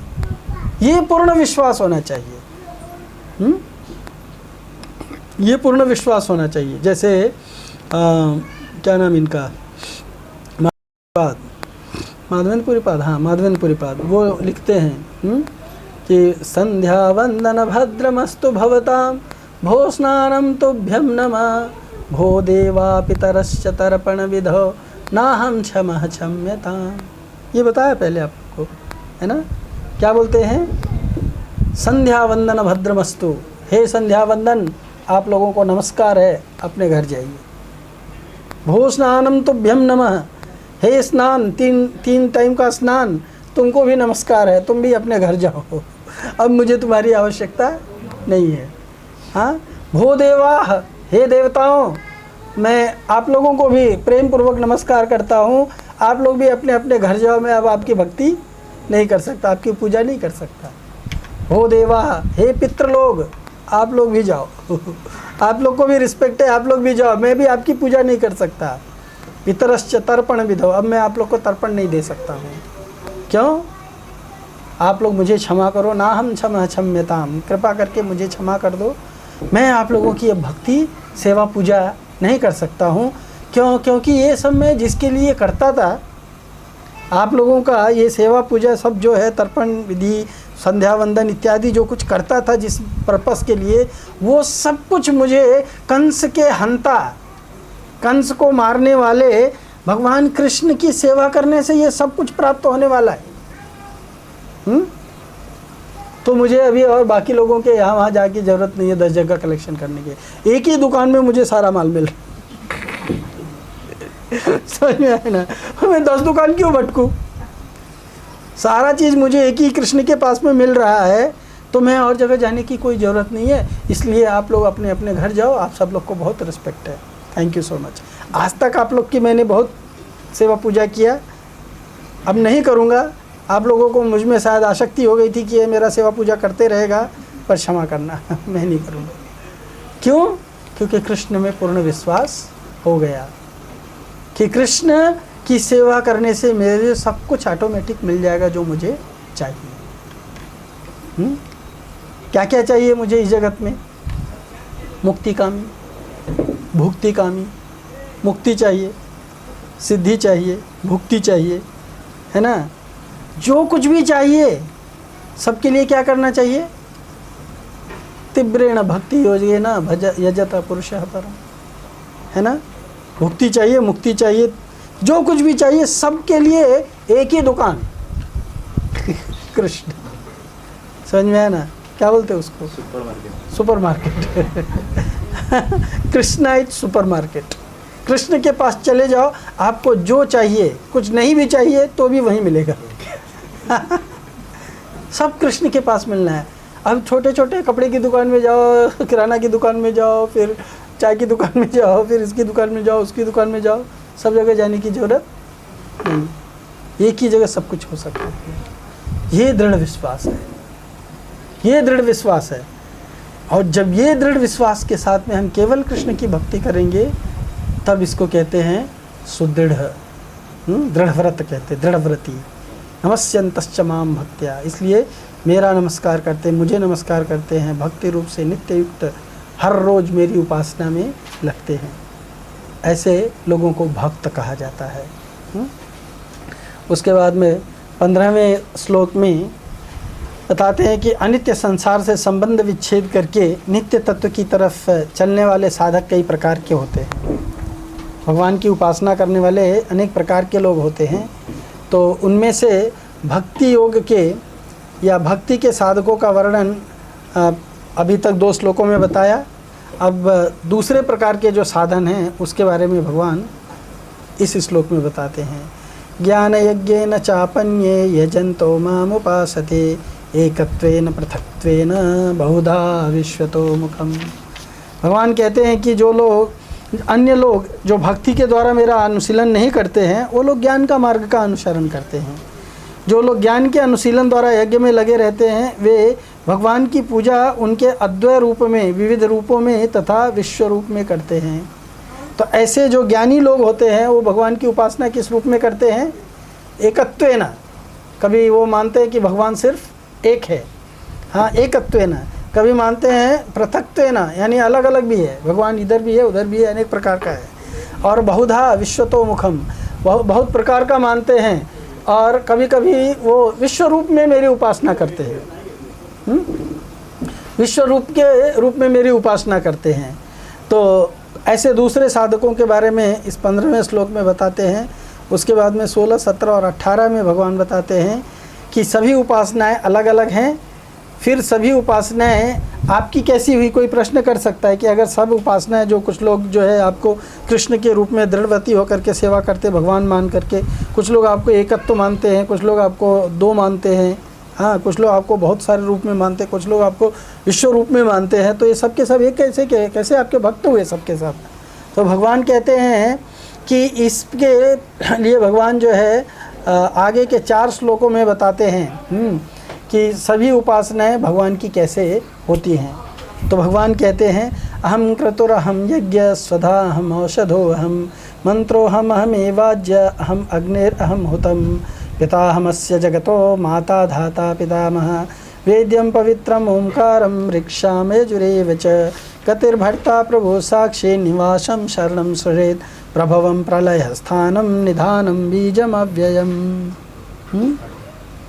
भगवान बताते हैं कि अहम क्रतुर अहम यज्ञम स्वधा अहम औषधो अहम मंत्रो अहमेवाज्य अहम अग्निर अहम हुतम। मैं ही कर्मकांड हूँ, मैं ही यज्ञ हूँ, पितरों को दिया जाने वाला तर्पण, औषधि, दिव्य ध्वनि मंत्र, घी, अग्नि तथा आहुति सब कुछ मैं ही हूँ। किस रूप में? हाँ, उसके एनर्जी के रूप में। समझ में आया ना कैसे भगवान हुए? ये अहम क्रतुर अहम यज्ञ, भगवान यज्ञ ही है। भगवान जो है वो क्रतु माने यज्ञ, क्रतु माने क्या होता है? वैदिक अनुष्ठान, कर्मकांड। तो भगवान कहते हैं कि मैं कर्मकांड हूँ। किस रूप में भगवान कर्मकांड हैं?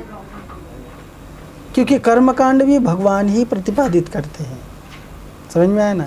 कर्मकांड भी भगवान ही प्रतिपादित करते हैं।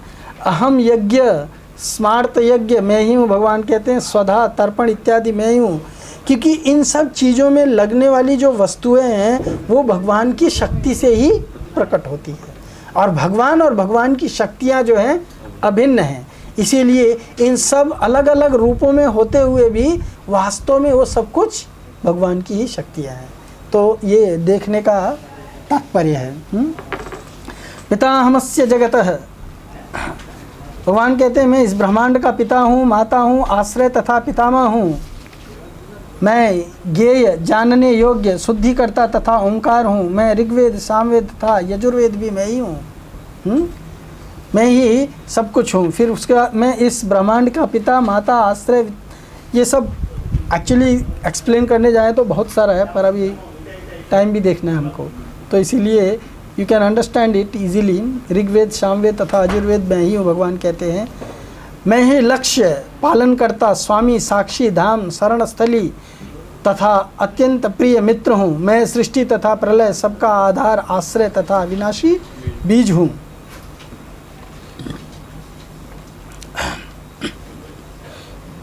यानी गति मतलब कहाँ जाना है मुझे, तो सबकी गति मैं। गतिर्भर्ता प्रभु साक्षी, मैं सबका पालन करने वाला हूँ। मैं सबका स्वामी हूँ, मैं सबका साक्षी हूँ। निवास हूँ, शरण, सुहृद, मैं सबका मित्र हूँ। प्रभव, प्रलय, स्थान, निधानम, बीजम, सब कुछ मैं ही हूँ भगवान। यानी भगवान अपने आप को सर्वव्यापी किस तरह से बता रहे। तो भगवान के ये सर्वव्यापी स्वरूप को जानना, ये जब हम इस तरह से भगवान को सर्वत्र देखते हैं, ये माम पश्यति सर्वत्र सर्वम च मयि पश्यति तस्याहम न प्रणश्यामि सच में न प्रणश्यति। भगवान कहते हैं कि जो सर्वत्र मुझको देखता है, हर चीज़ में मुझको देखता है, ऐसे व्यक्ति के लिए आई एम नेवर लॉस्ट, मैं कभी नष्ट नहीं हुआ हूँ, एंड वो व्यक्ति भी मेरे लिए लॉस्ट नहीं है। मैं भी हमेशा उसके बारे में सोचता रहता हूँ। गौर गोपाल प्रभु ने एक बढ़िया स्टोरी बताया ना, भगवान रामचंद्र जी के पास 2 डायरी थी, है ना, 2 डायरी थी, सुना ना आपने? हाँ, एक बड़ी वाली डायरी और एक छोटी सी डायरी, पॉकेट डायरी। तो बड़ी वाली डायरी में सबका नाम है, सारे भक्तों का नाम है जो भगवान को स्मरण करते हैं, और छोटी डायरी में ऐसे लोगों का नाम है जिनको भगवान स्मरण करते हैं, है ना। हाँ, तो ये स्टोरी बताया उन्होंने। लेकिन भगवान सबको जानते हैं। एक कहावत में बोला जाता है, राम झरोके बैठ के सब कर मुजरा ले, जैसी जाकी चाकरी वैसा उसको दे। तो भगवान साक्षात सबके हृदय में परमात्मा के रूप में विराजमान है। कौन क्या सोचता है, कौन क्या करता है, और कौन क्या कैसा है, हर चीज़ भगवान जानते हैं। खिड़की में बैठ करके सबका देखते रहते हैं कौन क्या कर रहा है। कोई ये नहीं सोच सकता कि मुझे नहीं देख पा रहे हैं। वो स्टोरी आती है ना कि एक गुरु जो है अपने शिष्यों को फल देता है खाने के लिए और कहता है कि जाओ खा के आओ, ऐसी जगह छुप के खाना जहाँ तुमको कोई देखे ना। तो सारे स्टूडेंट तो खा के आ जाते हैं, एक बेचारा 2 दिन 3 दिन बाद आता है, वो भी वापस लेके आता है। गुरु बोलते भाई तुम कहाँ गया था, इतना दिन गया है? कहा कि आपने कहा था कि ऐसे जगह पे खाना जहाँ कोई नहीं देखता, तो मैं वो जगह तलाश रहा था, अभी तक मिला नहीं मुझे, और इसीलिए मैंने खाया नहीं, मैं इसको वापस लेके आ गया हूँ। मैं इसको वापस लेके आ गया हूँ, मैं खाया नहीं। क्यों? क्योंकि मैं जहाँ जहाँ गया वहाँ मुझे भगवान दिखाई दिए, किसी न किसी रूप में भगवान मुझे दिखाई दिए, इसलिए मैं खा नहीं सका। तो भगवान जो सर्वत्र देखता है, भगवान भी उसको सर्वत्र देखते हैं। हाँ, इसकी बात यहाँ पे की गई है। उसके बाद में 19वें श्लोक में बताते हैं कि तपाम्यहम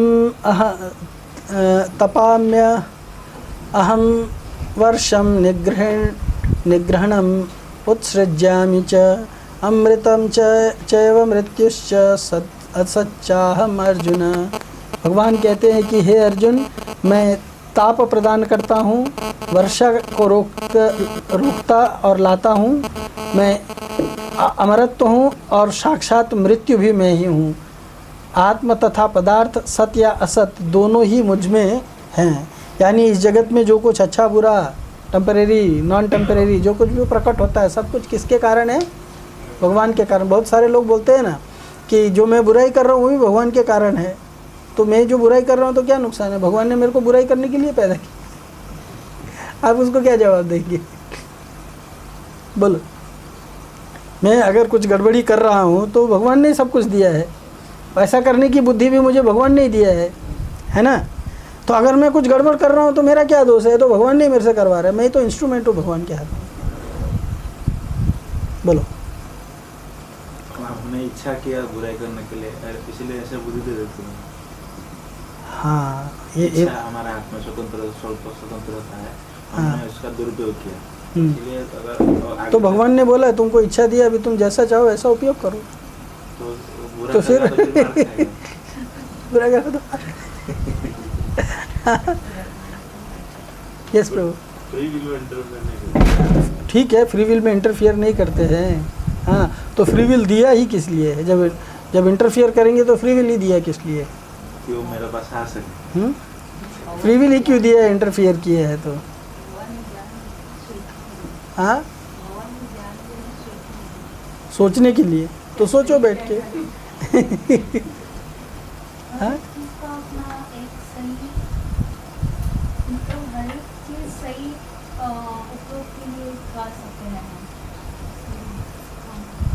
अरे आपको पैसा दिया है, अभी पैसा आपका है, आप दारू पियो उससे या उसका दूध पियो, मेरा अपना चॉइस है, उसमें भगवान को क्यों इंटरफियर करना है?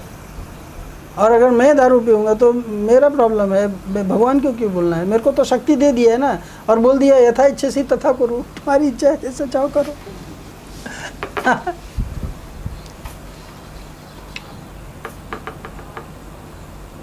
प्रकृति के द्वारा साधन दे देती है जीव को भगवान।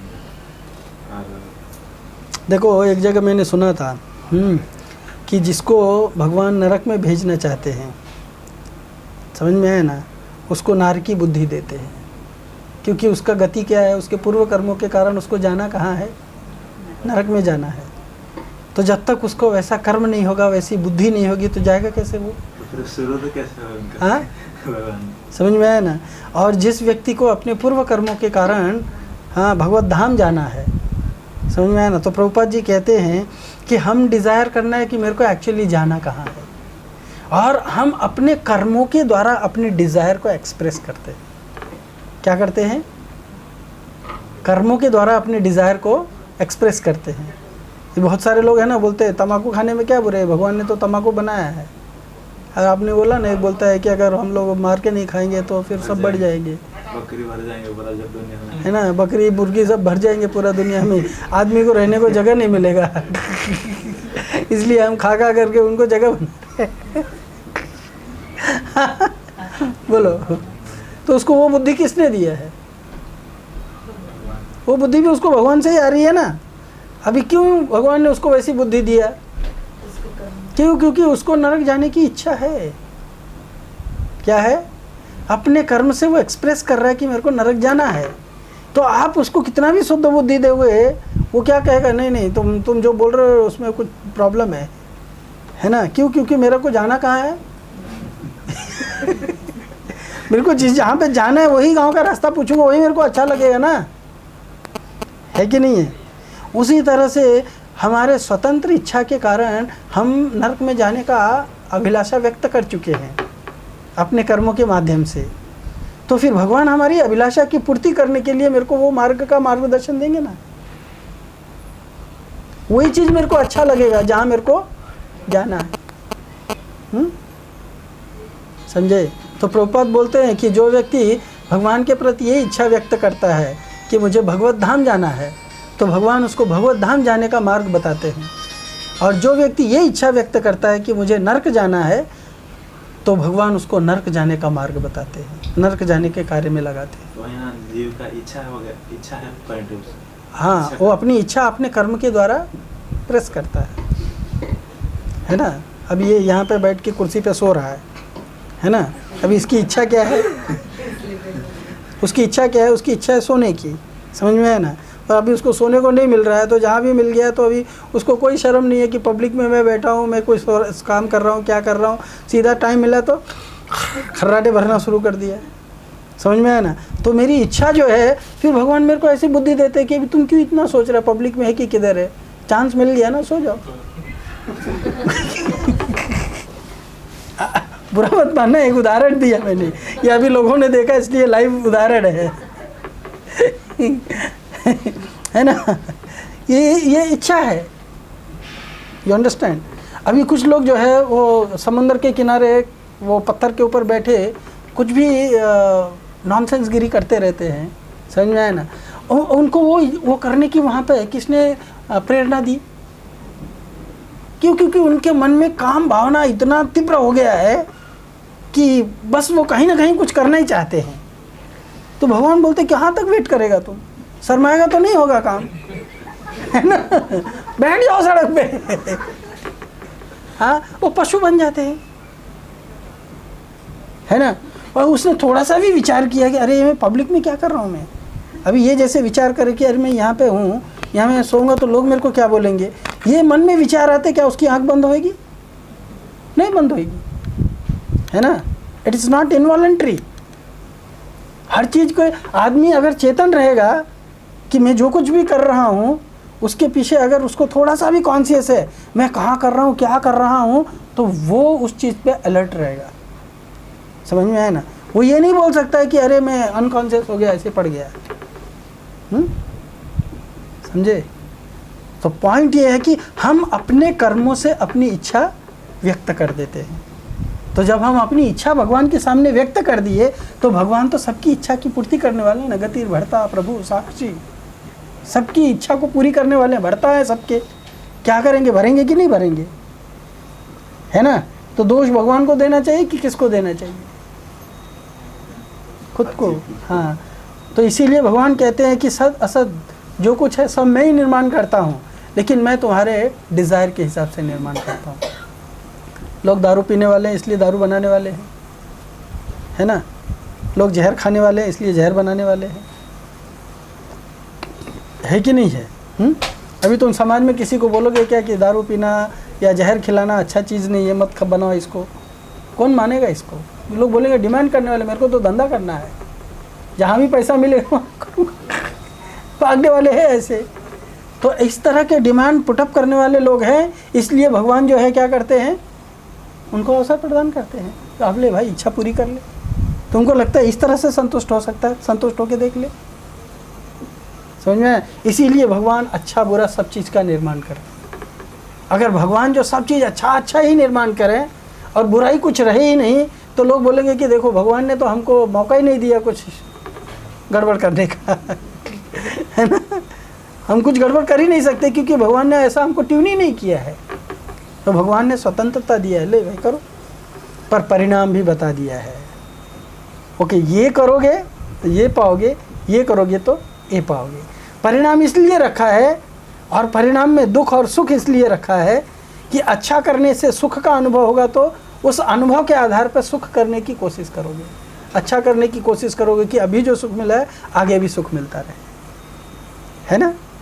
और जब दुख पाओगे तो लगेगा नहीं नहीं ये काम नहीं करना चाहिए, इससे दुख मिलेगा। तो उस काम से दुख इसलिए रखा गया है कि गलत काम करने से तुम अपने आप से, भगवान ने रखा है बचाव के लिए। दुख करोगे तो, गलत करोगे तो दुख मिलेगा, तो दुख मिलने से जब दुख का अनुभव रियलाइज होगा तब वापस से नहीं करोगे। समझ में आया ना। लेकिन कुछ लोग जो है दुख तो भोग लेते पर रियलाइज नहीं करते, जैसे पशु, तो फिर से वही काम रिपीट करते हैं। लेकिन जिनको ध्यान में आ जाता है वो उस चीज़ को फिर से रिपीट नहीं करते। सो इसीलिए भगवान ने सब चीज़ का निर्माण किया है, और सब चीज़ का निर्माण करके हमारे को दे दिया है कि हम क्या करेंगे। 20वें श्लोक में जगत की रचना तथा विविध परिवर्तन, भगवान कहते हैं ये मेरे कारण होता है, परंतु मेरे इस प्रभाव को न जानने वाले मूढ़ लोग आसुरी, राक्षसी और मोहिनी प्रकृति का आश्रय लेकर के मेरी अवहेलना करते हैं, इसलिए वे पतन की ओर जाते हैं।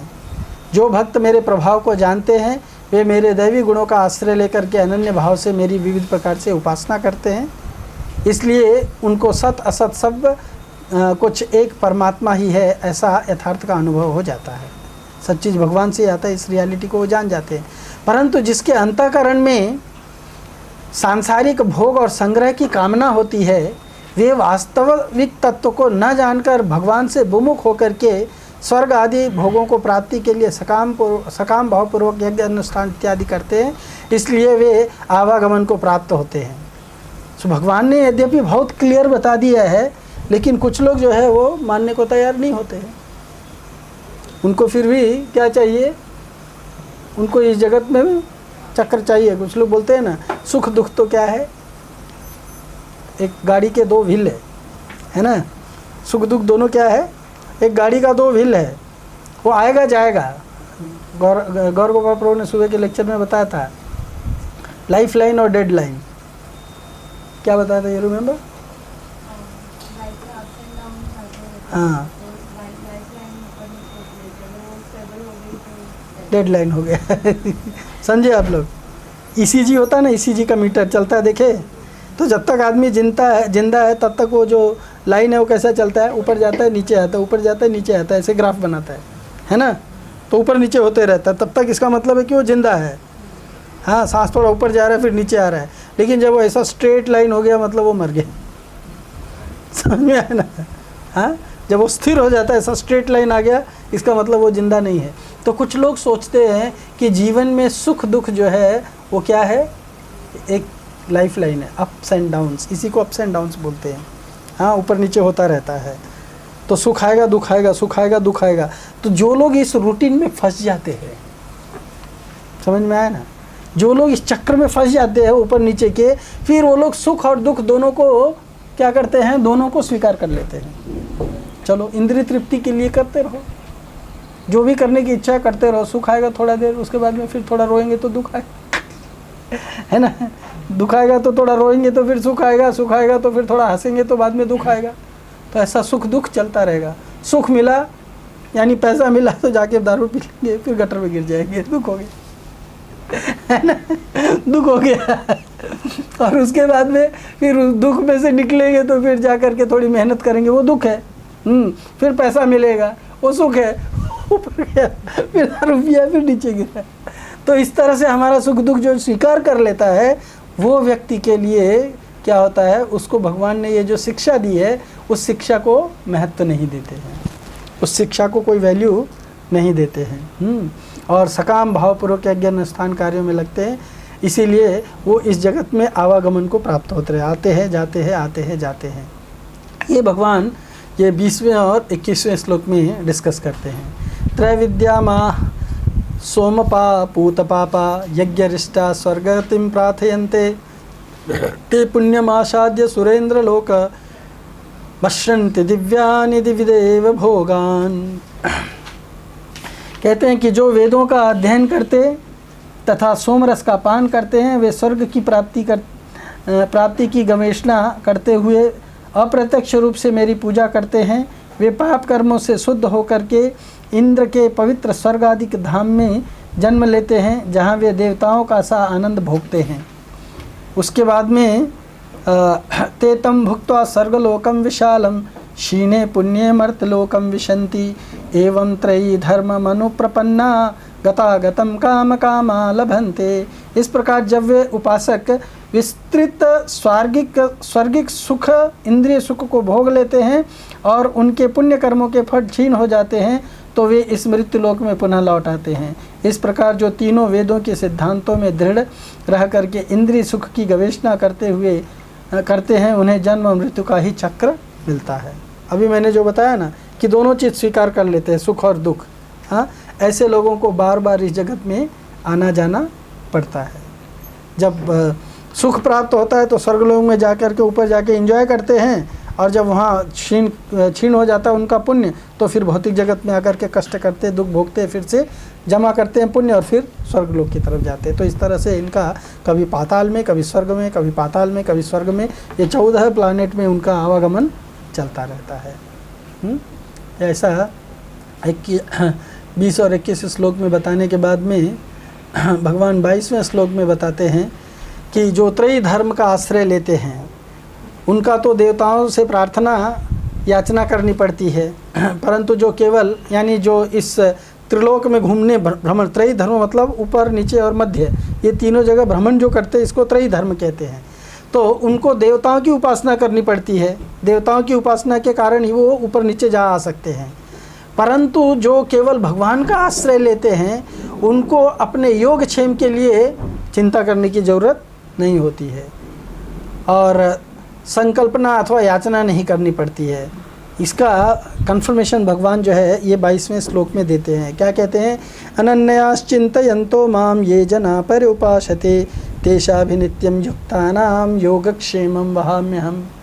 भगवान कहते हैं कि हे अर्जुन, लेकिन जो लोग अनन्य भाव से मेरे दिव्य स्वरूप का ध्यान करते हुए निरंतर मेरी पूजा करते हैं, उनकी जो आवश्यकताएं होती हैं उन्हें मैं पूरा करता हूँ, और जो कुछ उनके पास है उसकी मैं रक्षा करता हूँ। तो भगवान क्या कह रहे हैं? देखिए, जैसे भगवान कहते हैं कि जो लोग भक्ति का कार्य करते हैं, भक्ति में लगते हैं, तो भक्ति के द्वारा वो जो जनित करते हैं उस चीज़ का मैं प्रोटेक्ट करता हूँ। बहुत सारे लोग इस श्लोक को ऐसे सोचते हैं कि भगवान हमारे धन और मान की रक्षा करते हैं, हमारे पुत्र परिजन की रक्षा करते हैं। समझ में है ना? ये भौतिकता है। तो भगवान एक्चुअली यहाँ पे बताना क्या चाहते हैं कि तुम्हारा जो आध्यात्मिक कर्म है, जो कृष्ण भावना भावित कर्म किया है, उससे जो फल जनित हुआ है वो मैं हमेशा हमेशा प्रोटेक्ट करता हूँ। You understand? हाँ, वो जो बताते हैं ना उसमें दूसरे अध्याय के एक श्लोक में, कौन सा, कि ना यह विक्रम नाशो अस्ति प्रत्यवायो न विद्यते स्वल्पमप्यस्य धर्मस्य त्रायतो महतो भयात्। तो भगवान ये कह रहे हैं कि मैं उस कृष्ण भावना भावित कर्म से जो प्रोडक्ट प्राप्त हुआ है उसको मैं प्रोटेक्ट करता हूँ। बाकी भौतिकता का भगवान अगर प्रोटेक्ट कर दें तो हम तो फिर इस जगत से कभी निकलेंगे नहीं बाहर। समझ में आया ना? शरीर को प्रोटेक्ट कर दें तो हम फिर ये शरीर से कभी बाहर ही नहीं निकल सकते। अगर इसी शरीर में परमानेंट कर दिया जाए, मान लो मेरा लूला लंगड़ा शरीर है और उसी में मेरे को परमानेंट कर दिया गया है ना, तो हम जब उसमें से जन्म जन्मांतर कभी निकलेंगे नहीं, तो उसका जो वो शरीर ढोने का जो कष्ट है उससे मैं परेशान हो जाऊंगा कि नहीं परेशान हो जाऊंगा? बताइए। अगर भगवान ने उसको प्रोटेक्ट कर दिया तो क्या होगा? मेरा जो भी सिचुएशन है, मेरी जो भी मेंटालिटी है, उसको भगवान ने प्रोटेक्ट कर दिया तो क्या होगा?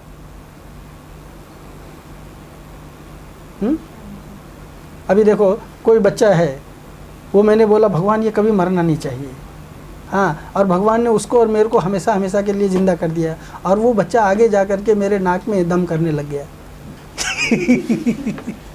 क्या होगा बताओ? हाँ, और उस परेशानी से निकलने का उपाय क्या होगा? जैसे मार्कंडेय ऋषि ने तो भगवान से खाली कितना 7 कल्प का जीवन था उनका, है ना, और 7 कल्प के लिए उन्होंने गलती से भगवान को बोला कि मुझे आपकी माया का दर्शन करना है। भगवान ने बोला ठीक है कर लो दर्शन हाँ, और दर्शन करा का हालत क्या हुआ ये तो सब आप लोग जानते पूरा स्टोरी, है ना। दर्शन करा तो उनका हालत क्या हो गया? वो भगवान के माया के लहरों के थपेड़े में क्या हो गए? परेशान हो गया, है ना। कहीं उनको कुछ आश्रय नहीं दिखता था, जबकि वो क्या था? It was not reality, it was just a भ्रम। भगवान ने माइंड में वो क्रिएट कर दिया, ये भ्रम क्रिएट कर दिया उनके माइंड में कि ऐसा हो रहा है। और जब माइंड में इस तरह का हवा क्रिएट कर दिया भगवान ने, तो फिर उनको क्या लगा? अब मैं लहरों में थपेड़े में ऊपर नीचे त्रस्त हो गया, वो पूरी तरह से छुटकारा भी नहीं मिल सकता। क्यों? क्योंकि मांगा है भाई एक्सपीरियंस करने के लिए, है ना। तो उसी तरह से हम लोग जो भगवान से इस भौतिक जगत के बारे में मांगते हैं और भगवान उसको प्रोटेक्ट कर दे तो क्या होगा? भगवान कहते हैं मैं प्रोटेक्ट करता हूँ, योगक्षेमम वाम्यम, उसके पास जो नहीं है वो ला के देता हूँ। तो क्या नहीं है? भक्ति का भाव नहीं है।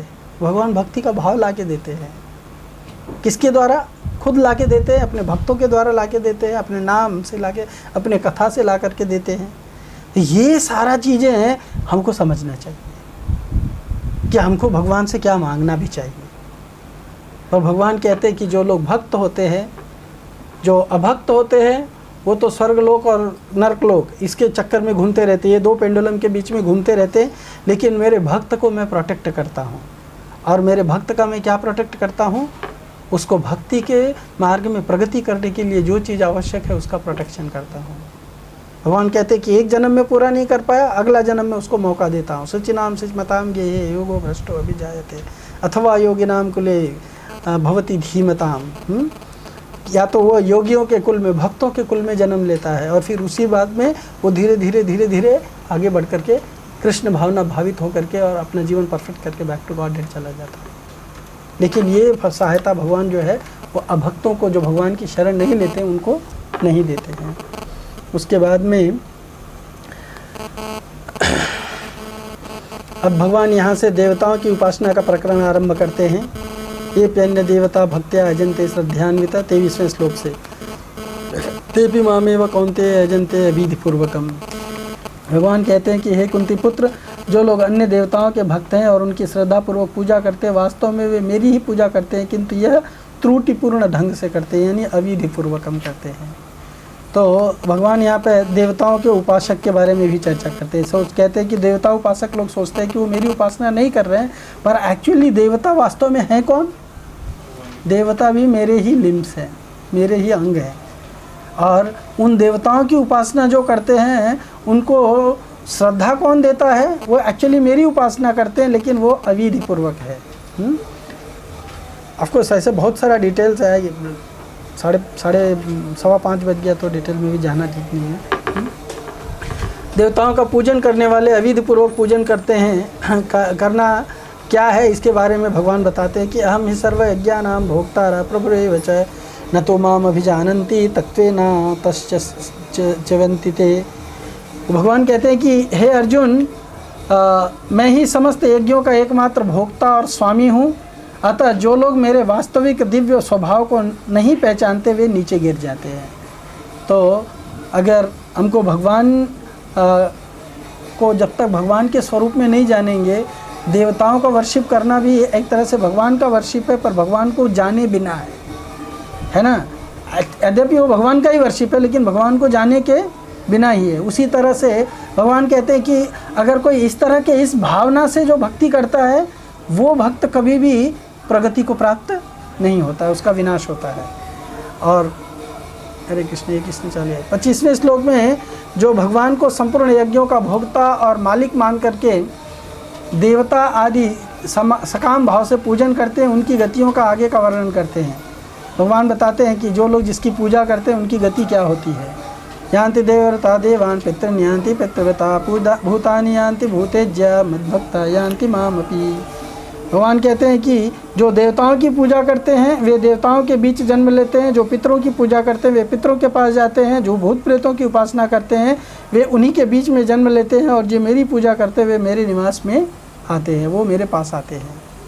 26 में भगवान बताते हैं कि देवताओं के पूजन में तो बहुत सारी सामग्री, नियमों और विधियों की आवश्यकता होती है, फिर भगवान के पूजन में भी तो ज़्यादा कठिनाई होती होगी, ऐसा मन में प्रश्न आता है। हाँ, कठिनता होती होगी क्या, ऐसा मन में प्रश्न आता है। तो इसका उत्तर भगवान देते हैं कि नहीं, मेरी पूजा करने के लिए बहुत सिंपल है, उसमें भाव इम्पॉर्टेंट है। भगवान कहते हैं आपके पास में जो कुछ भी है उससे आप मेरी पूजा कर सकते हो।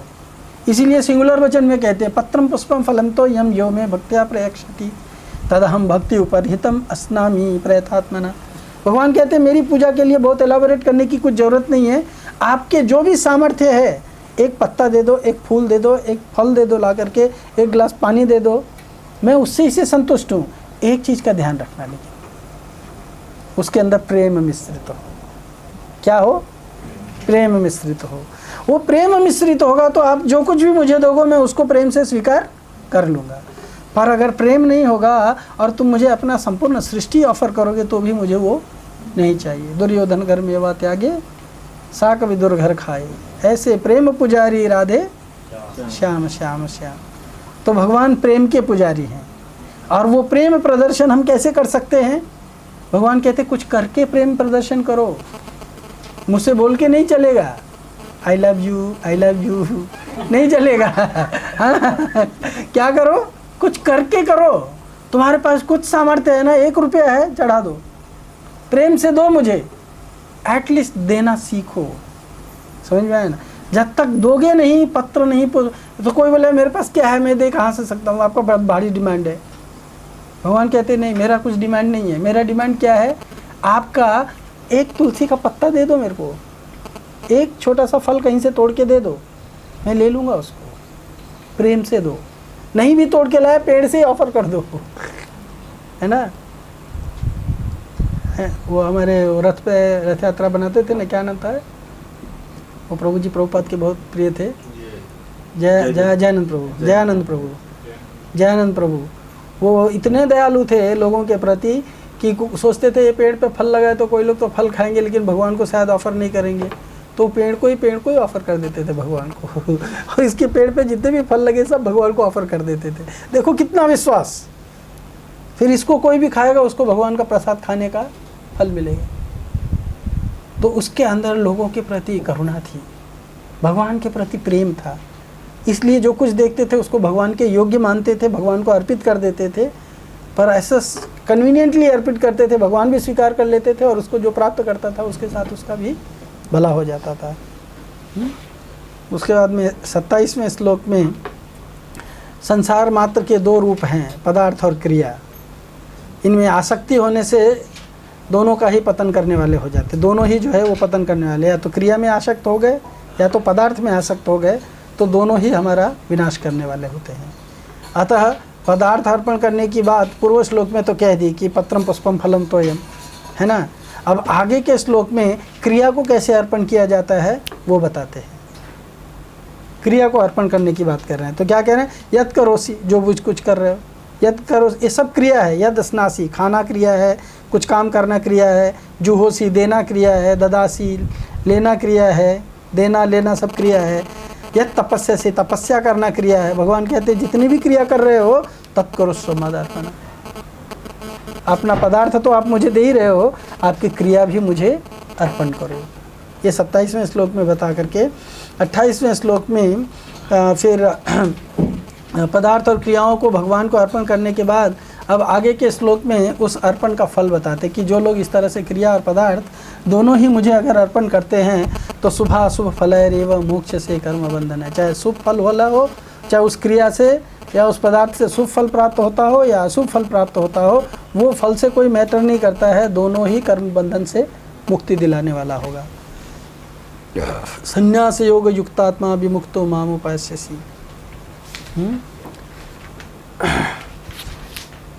इस तरह से तुम कर्म के बंधन तथा इससे शुभ अशुभ फलों से मुक्त हो सकोगे। इस संन्यास योग में अपने चित्त को स्थिर करके तुम मुक्त हो जाओ और मेरे पास आ सकोगे। अनासक्तस्य विषयान यथार्हम उपयुञ्जतः निर्बंध कृष्ण संबंधे उत्तम वैराग्य मुच्यते। तो इस तरह से भगवान जो है हमको एक बहुत अच्छा क्या कहते हैं, दिलासा देते हैं, कॉन्फिडेंस देते हैं कि मेरे लिए करो तुम मुक्त रहोगे।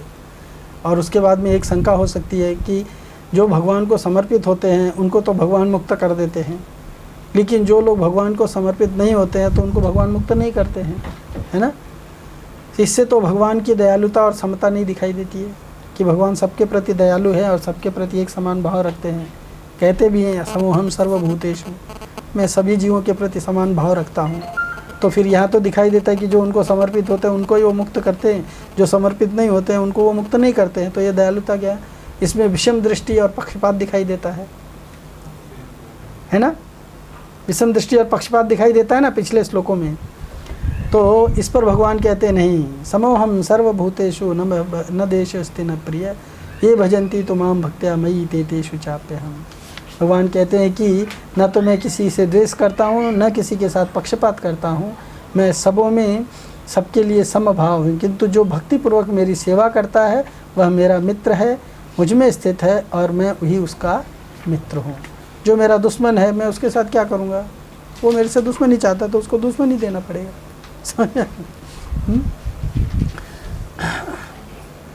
उसके बाद में फिर ये भजन्ति तो माम भक्त्या पद से भक्तिपूर्वक अपना भजन करने की बात भगवान कह रहे हैं। तो फिर अब आगे के श्लोक में भजन करने वालों का विवेचन आरंभ करते हैं कि भजन करने वाले चाहे कैसे भी हों, हाँ, भजन करने वाला जो है भगवान के भजन में जो व्यक्ति, देखो ये बहुत दिलासा देने वाले होप गिविंग स्टेटमेंट्स है भगवान के। जो भगवान के भजन करने वाला किसी भी स्टैंडर्ड पे है तो भगवान उसको क्या करते हैं, उसका मुक्ति कर देते हैं। अपि चेत्सु दुराचारो भजते माम अनन्य भाग। भगवान कहते हैं केवल दुराचारी ही नहीं, सुदुराचारी है लेकिन अनन्य भाव से मेरा भजन करता है। साधुरेव समंतव्य, वो व्यक्ति साधु है, सम्यक व्यवस्थित हो ही सर। क्यों? क्योंकि वो अच्छी तरह से स्थित है। क्या, किस चीज़ में अच्छी तरह से स्थित है? वो अनन्य भाव से मेरी भक्ति करने में स्थित है। और ऐसा व्यक्ति भगवान कहते हैं क्षिप्रम भवति धर्मात्मा शश्वम शांति निगच्छति कौन्तेय प्रतिजानी ही न मे भक्ता प्रणश्यति। तो मेरा भक्त, भगवान कहते हैं कि किसी भी परिस्थिति में क्या होता है, उसका विनाश नहीं होता है। और अर्जुन, मैं अपनी बात तो तोड़ सकता हूँ लेकिन मैं अपने भक्त की बात कभी क्षीण होने नहीं देता हूँ। इसलिए तुम डिक्लेयर करो कि मेरा भक्त जो है मेरी भक्ति में लगा रहेगा, वो चाहे कितना भी दुष्ट क्यों ना हो, कितना भी पतित क्यों ना हो, बहुत जल्दी शुद्धिकरण को प्राप्त हो जाएगा। इसके बहुत अच्छा एक्सप्लेनेशन है, but still time has a matter. जैसे परीक्षित महाराज ने क्या किया था, श्रृंगी ऋषि के गले में सांप डाल दिया था, समीक ऋषि के गले में सांप डाल दिया था, है ना। और उस सांप डालने का परिणाम क्या होना चाहिए, उन्होंने ब्राह्मण का अपमान किया था। तो ब्राह्मण का अपमान करने से क्या होना चाहिए था, उनको ब्राह्मण का पाप लगना चाहिए था। पर उसका परिणाम क्या हुआ, अंततः शरीर तो सबको त्यागना होता है, पर भगवान ने उनको शरीर त्यागने का इतना सुनहरा अवसर दिया कि वो सुखदेव ऋषि आकर के, सुखदेव गोस्वामी आकर के और उनको संपूर्ण भागवत सुना करके उनको ठाट बाट से बैक टू गॉडहेड भेज दिया। तो मौत तो हुई है ना, वो पाप अपराध करने के कारण उनको नरक में जाके भोगना चाहिए था, पर वो भगवत धाम चले गए, है ना। तो अपि चेत सु दुराचार, बहुत दुराचारी थे, लेकिन क्या हुआ, भगवत धाम चले गए। ये दुराचार का प्रभाव है, आचरण है ना। किसी साधु के गले में जो बैठ करके तपस्या कर रहा है ब्राह्मण, उसके गले में जाके मरा हुआ सांप का गार्लैंड डाल देना है ना, ये दुराचार है कि नहीं है? पर उसका परिणाम बैक टू गॉड हेड गए। क्यों गए बैक टू गॉड हेड? क्योंकि भगवान कहते हैं मेरा भक्त, वो उन्होंने वो जो कृत्य किया उसके कारण उनको पश्चाताप हुआ कि मैंने अच्छा नहीं किया, है ना। और इसीलिए उनको जो मिला उसको उन्होंने भगवान की कृपा मान लिया कि चलो शाप मिला है तो शायद भगवान चाहते हैं कि अब मेरा टाइम ख़त्म हो गया तो मुझे इसको स्वीकार करना चाहिए, और उसको स्वीकार करके वो भगवत धाम चले गए। तो हर एक को भगवान की कृपा मान करके चलना चाहिए। उसके बाद में 32वें श्लोक में भगवान इस प्रकरण में अपनी भक्ति के 7 अधिकारी बताए हैं। इनमें से दुराचारी का वर्णन तो 2 श्लोकों में किया है। अब आगे के श्लोक में भक्ति के 4 अधिकारियों का और वर्णन करते हैं। माम ही पार्थ व्यपाश्रित्य ये पिश्यो पापयो नः स्त्रियो वैश्योस तथा शूद्र तेपि यान्ति पराम गतिम। इसमें 4 अधिकारी कौन है? भगवान कहते हैं देखो, कोई कितना भी दुराचारी क्यों ना हो वो भी मेरी शरण में आएगा, क्षिप्रम भवति, वो तुरंत धर्मात्मा बन जाएगा।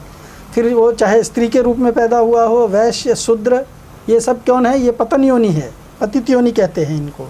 हाँ, स्त्रियों शूद्रो तथा वैश्य तेपि, भले वो कितने ही पाप योनि कहा जाता है उनको, क्योंकि जो व्यक्ति कभी पाप किया हुआ रहता है तो पाप के परिणाम स्वरूप उसको स्त्री का जन्म मिलता है, उसको शूद्र का जन्म मिलता है, उसको निम्न कोटि का जन्म मिलता है। हाँ, केवल ब्राह्मण जन्म है, और उसको जिसको सावित्र मिलता है, हाँ, उसको सावित्र मतलब 2 प्रकार का जन्म होता है, जानते हैं ना आप? कौन कौन सा? शुक्र, हाँ बोलो। सावित्र जन्म, करेक्ट। शौक्र जन्म मतलब शुक्राणु से जो जन्म होता है, सीमन से जो जन्म होता है। तो सबका नॉर्मल जन्म सीमन से ही होता है ना। उसको शौक्र, उससे जो पैदा होता है, जन्मना जायते शूद्र, सब लोग शूद्र होते हैं।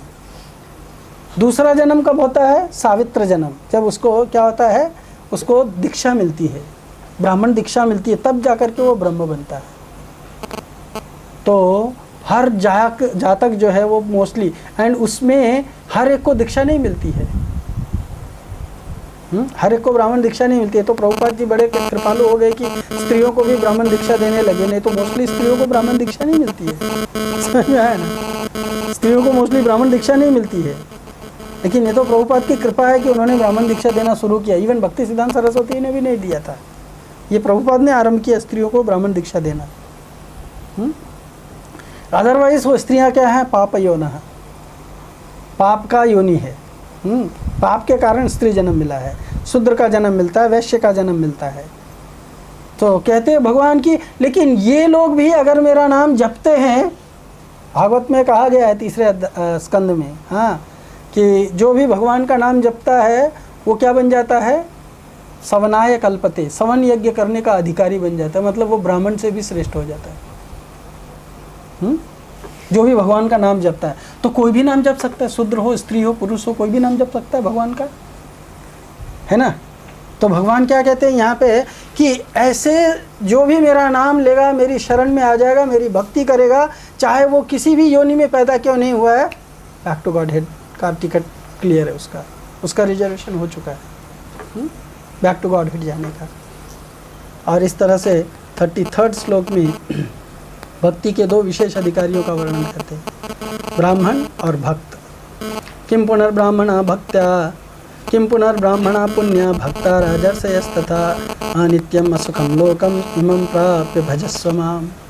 तो भगवान कहते हैं कि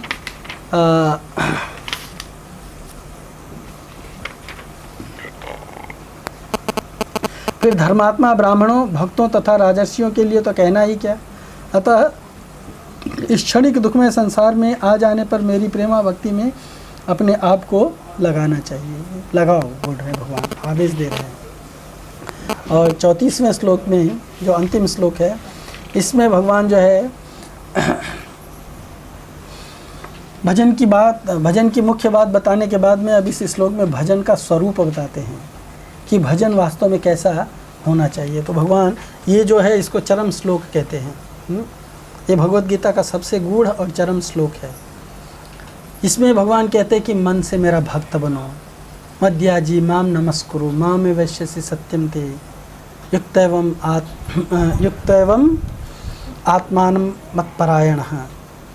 भगवान कहते हैं कि जो मेरा भक्त हो जा, तू मेरा भक्त हो जा, मुझ में मन वाला हो जा, मेरा पूजन करने वाला हो जा, मुझे नमस्कार कर, इस प्रकार अपने आप को मुझ में लगा करके मेरे परायण हो करके तू मुझे ही प्राप्त करेगा।